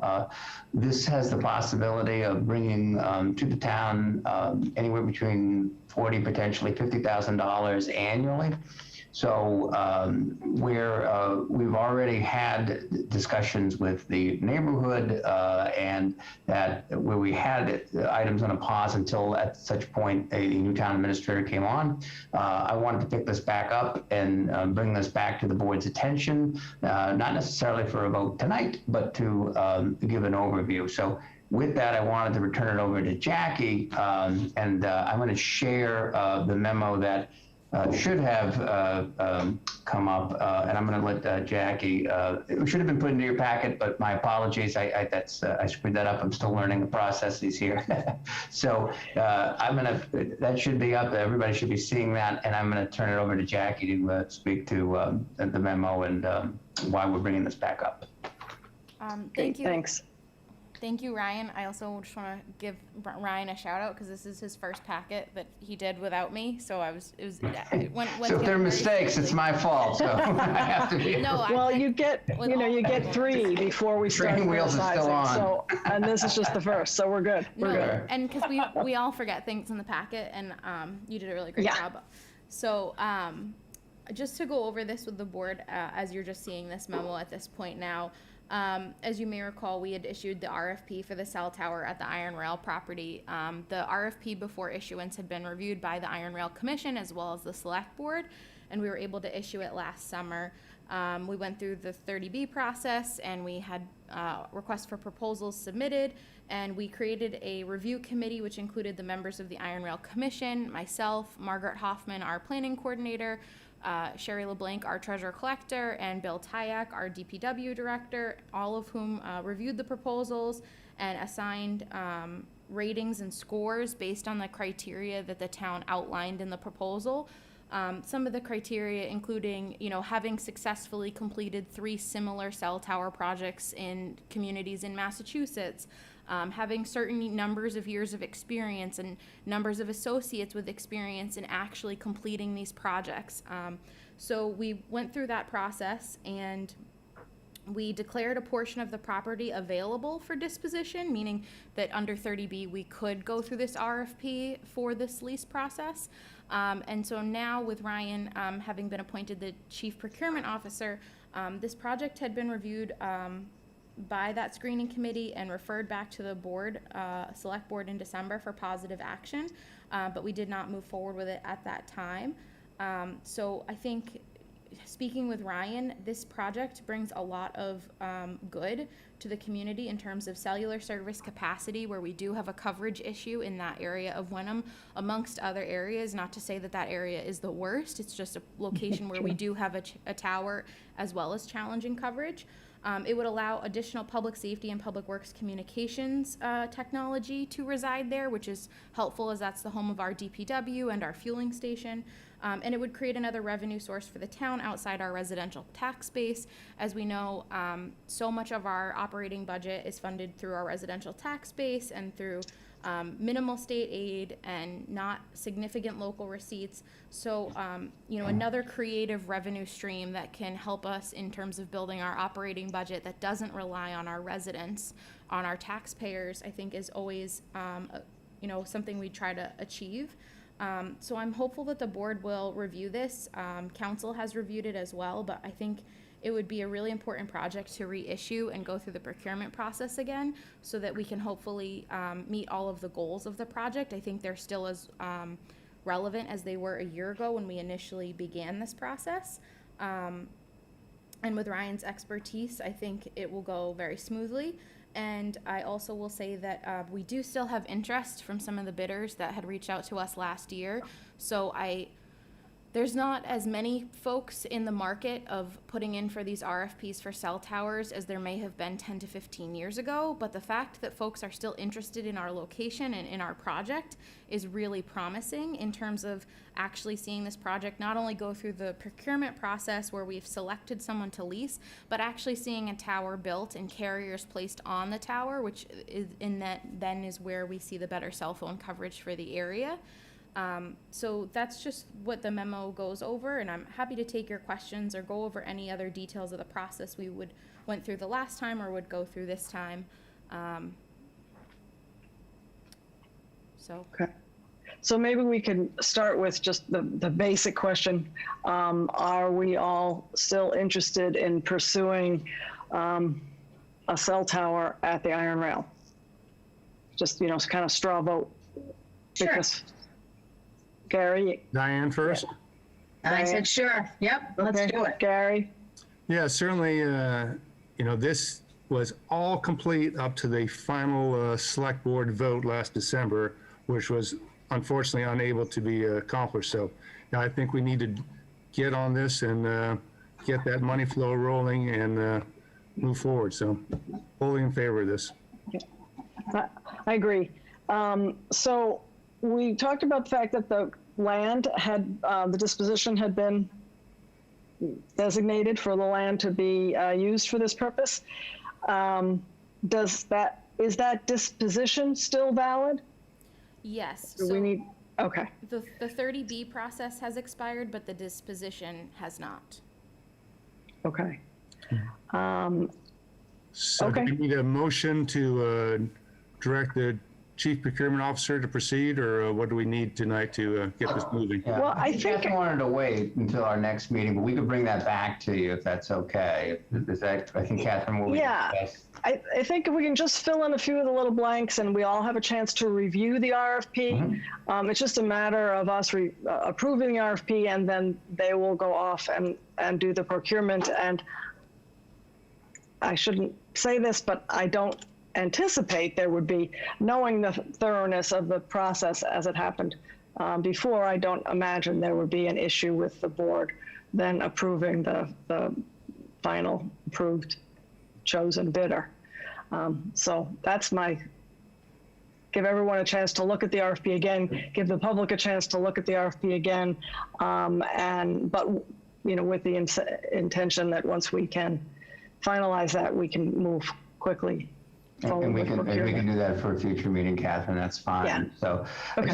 I just also add on something that Jackie was saying, that in having been part of a community that did this 15, 20 years ago, having cell tower revenue come in is a great thing. It gets baked into your budget, and we've got so few opportunities to really find new revenue sources. Having something that can bring in $40,000 to $50,000 on an annual basis, that makes a big difference to our bottom line here. So I'm glad we're moving forward with this. Right, and to find a location that, at least it seemed last time, most people were comfortable with for a cell tower, as this location seems to be, is pretty significant as we watch other towns go through the process, and that be a big stumbling block. So, okay, If I I may- think we're in favor of moving forward. Catherine, if I may add one other note for the board. Sure. Hopefully this will be considered your summer reading for the month of August, but I just want to have the board pay particular note that the way that the RFP was written, we worked with KP on this, KP Law, so that it could eventually transition easily into what the lease agreement will look like. So if any members of the board have questions before your next meeting, I'm happy to work with those offline with you individually, so that we can have the answers to those at your next meeting, with the goal being that this RFP, directly follows into the lease agreement that the board would hopefully enter into with the successful bidder. That's a good point, Jackie, and I would highly recommend folks, as you have questions, to bring them to Jackie and Ryan individually, so that we can be really ready at our next meeting and questions or answers for our questions already in place. Okay, great. Okay, are we on old business now? I think we've already done G and H in old business, which is a little ahead. Yeah. Special thanks to Jackie tonight. It's not always easy to do everything that she's doing and then jumping back and forth, whoever's, I guess, handling the PowerPoint. So thank you for the jumping around. H is the regional IT goal setting. Presentation on proposed IT goals for select board feedback. And we did have a presentation, an overall presentation a while back. So this is I guess, specific to what's going on, Ryan, for right now. Yeah, I'm going to pass this one back also over to Jackie. So she just wanted to provide the board an update as this process has become more refined. So, okay, thanks. Yeah. Ryan, would you mind screen sharing on your end this time with that memo? Okay, I don't. Oh, it's Why did I not put that memo up too? No, I just so that folks could follow along, but I can pull Okay, well, hold on. Let's see here. See who gets there Bear with me. Well, we have. Okay, I can do that. In our packet.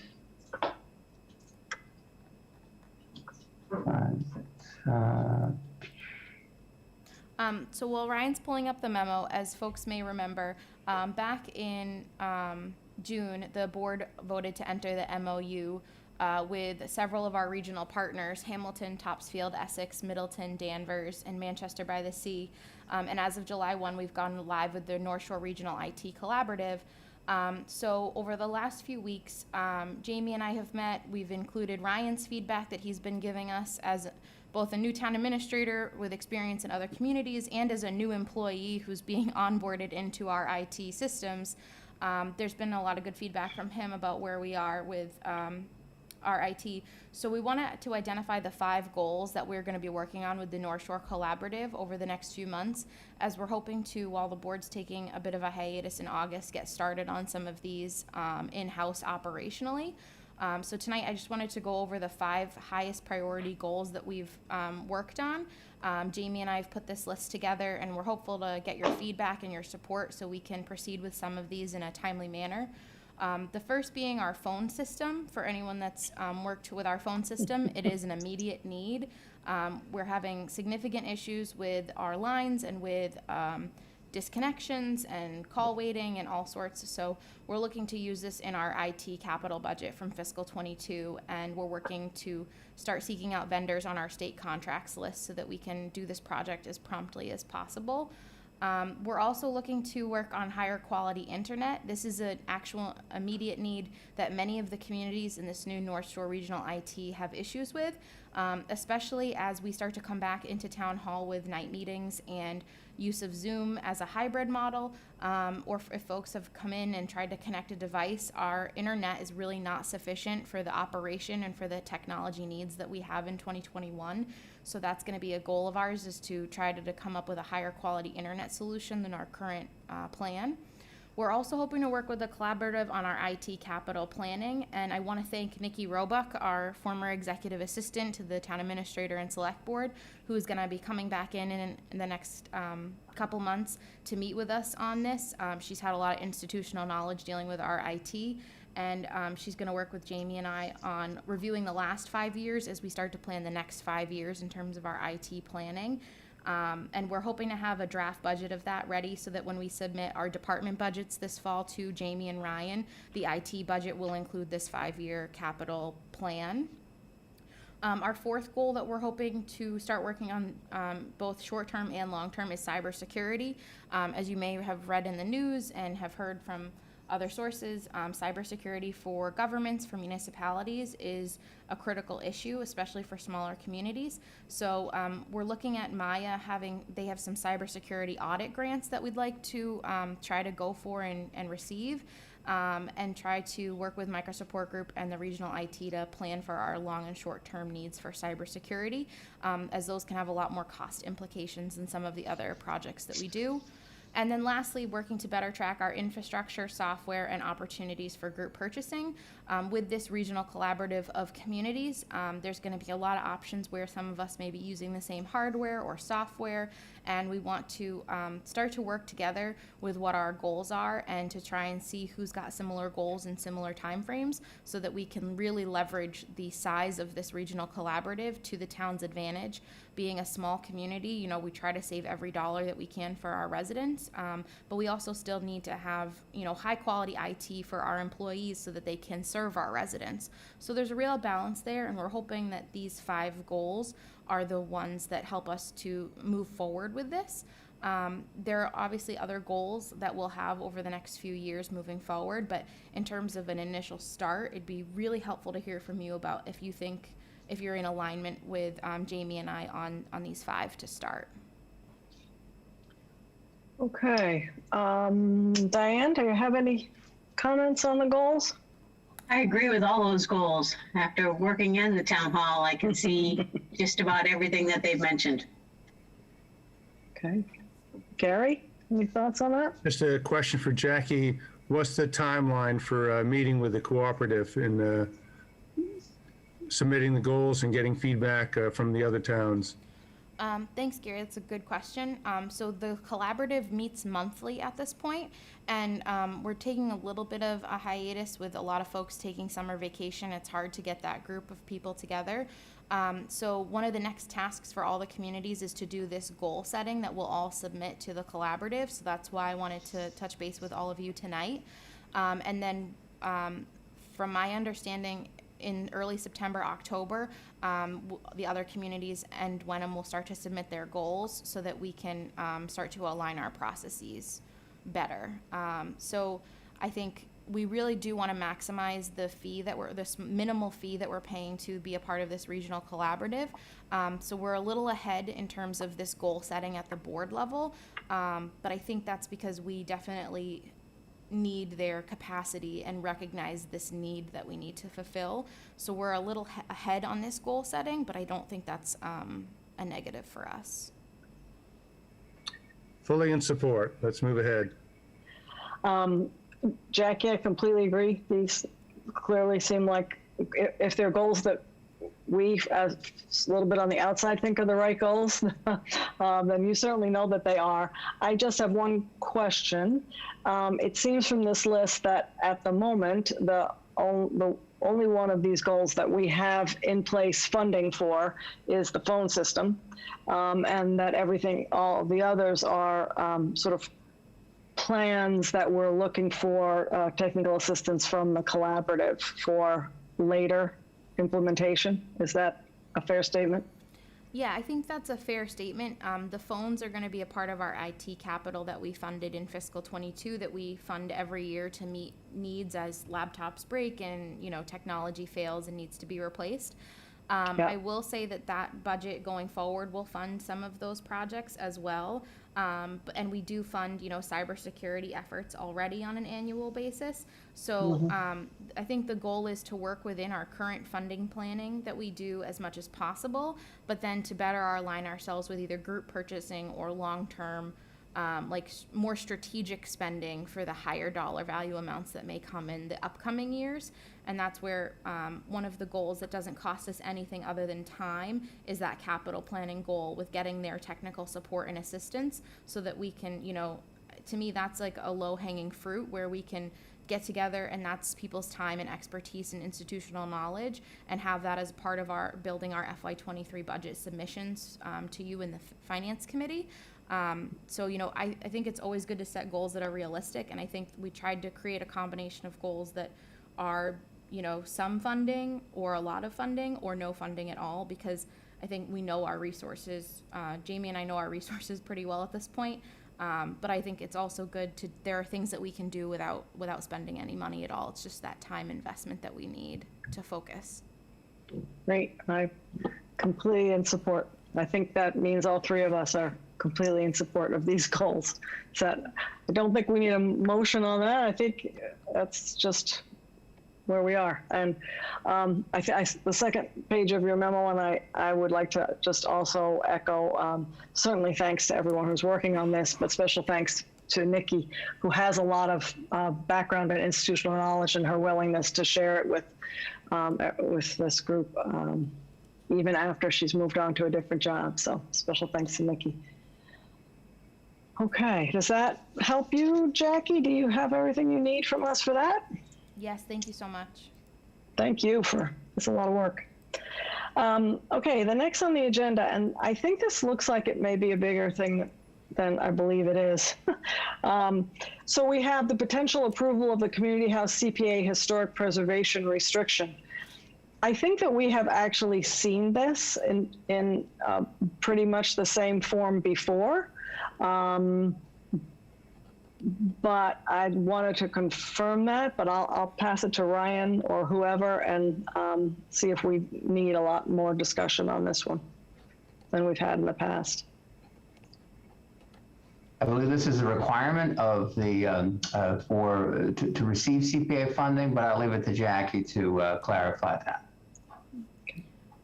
So this is a draft document you've seen before, and a few months ago at this point, we approved a grant agreement that is complementary or parallel to this preservation restriction. The version that you had in your packet for tonight had a couple of small changes from the Community House in regards to the fact that they typically these preservation restrictions don't allow for folks to have tents or other items that block the view of the historic structure, but with COVID and outdoor programming, we're giving the Community House some leeway, leverage or leeway during COVID to have their tents for their programming out front. So that's the change that is before you, as well as they added in some other architectural details about the structure. So those are the only two changes from the last time the board had seen this. Okay, comments or questions about those changes? Diane? No? Gary? No, I think the changes are very minor and just reflect the pandemic changes. So let's move forward with this. Yep, I agree. I have two very small things. Actually, really only one. Well, two, I guess, to be the council probably would pick up in the final version. The second page of it is a whereas that talks about the baseline documentation includes the following, and there's a 1, 2, 3, but there's nothing. The 3 has no information after it. I know that counsel lawyers typically don't like numbers with no writing after them. So if there is no number 3, I would just recommend that we take that out. Do you see where that is, Jackie? Yeah, I know where you're. I know what you're saying. Okay. Yes, thank you. You probably have seen these already, because if I have, you have. But, and then 1, 2, 3, 4, the last paragraph on that page in words spells out $50,400, and in numerals spells out 50,000. I think 50,400 is correct, but I just would, or whichever one it is, the numbers don't, at least in the document I have, the words don't seem to match the numbers. Yeah, it should be 50,000 even. Thank you for catching that. Okay. I mean $400. Okay, that's all I had. The only questions I have. So if there are no other questions, we're ready for a motion, I think. Move to approve the Community House CPA Historic Preservation Restriction dated July 28th, 2021. Second. Okay, great. So I think it seems reasonable to proceed to a vote at this point. Diane? Yes. Gary? Yes. Catherine, yes. So unanimous. This is getting easier. I remember the first grant agreement and historic preservation restrictions took a lot more back and forth, and it sounds like we're getting to a point where we've got a pretty standard template, and we're not having to go back and forth quite as many times. So thank you for that. And that one is completed. So Jay, we've already talked about this. This is just an announcement. We've sent Brian for the coming month. I'm sure a lot of these things that we've put on our lists will extend beyond August, but just so that we're all sort of moving on the same page, since we're a new team, basically, to just have a little bit of a discussion and set some priorities for the really near-term things, since we're not meeting again until September. So I think we have that. It will be posted, Ryan, as Ryan said, it's a one agenda item meeting, right? That's right. The meeting's already posted. I have everyone's feedback. I'll be putting that together in a memo format, getting that out to you for discussion. We have this slated for 8 a.m., a little earlier than what we would typically meet. I also note that that while we'll record the session, we do not plan to broadcast the session, just to make you aware. Yeah, I think that would be our typical process for a workshop, kind of. People are welcome to watch it as it's happening, and then we'll start doing it rather than broadcasting it. Okay, everybody set with that? Mm-hmm. Now, I'd love, just for fun, I should have come up with a list of like 12 other matters that were not anticipated. However, I have none. I know you're all disappointed. So unless someone else has something else that they'd like to bring up at this point, Did we decide on September dates? Oh, thank you, Diane. I did ask you guys to think about that last time. Mm-hmm. And I don't know if we're ready to decide on that, but I think the question at this point is that I think ideally we'll get back to our first and third Tuesdays, not have to meet every week. I hope that that's the case. But in September of this year, the first Tuesday of September is the day after Labor Day, but it's also Rosh Hashanah, and I believe that I have a thought that perhaps we should be respectful of all religious holidays that we can. So I would be, my question is, do we agree that we should not meet on the 7th? And if so, the options would be to choose a different night, or to just do 2 in a row, or do the 14th and 28th. Anybody have a preference? Go ahead. I think my own preference would be to do 8 and 21. Okay. Wednesday and a Tuesday. Yep. So that would keep us on a first and third week?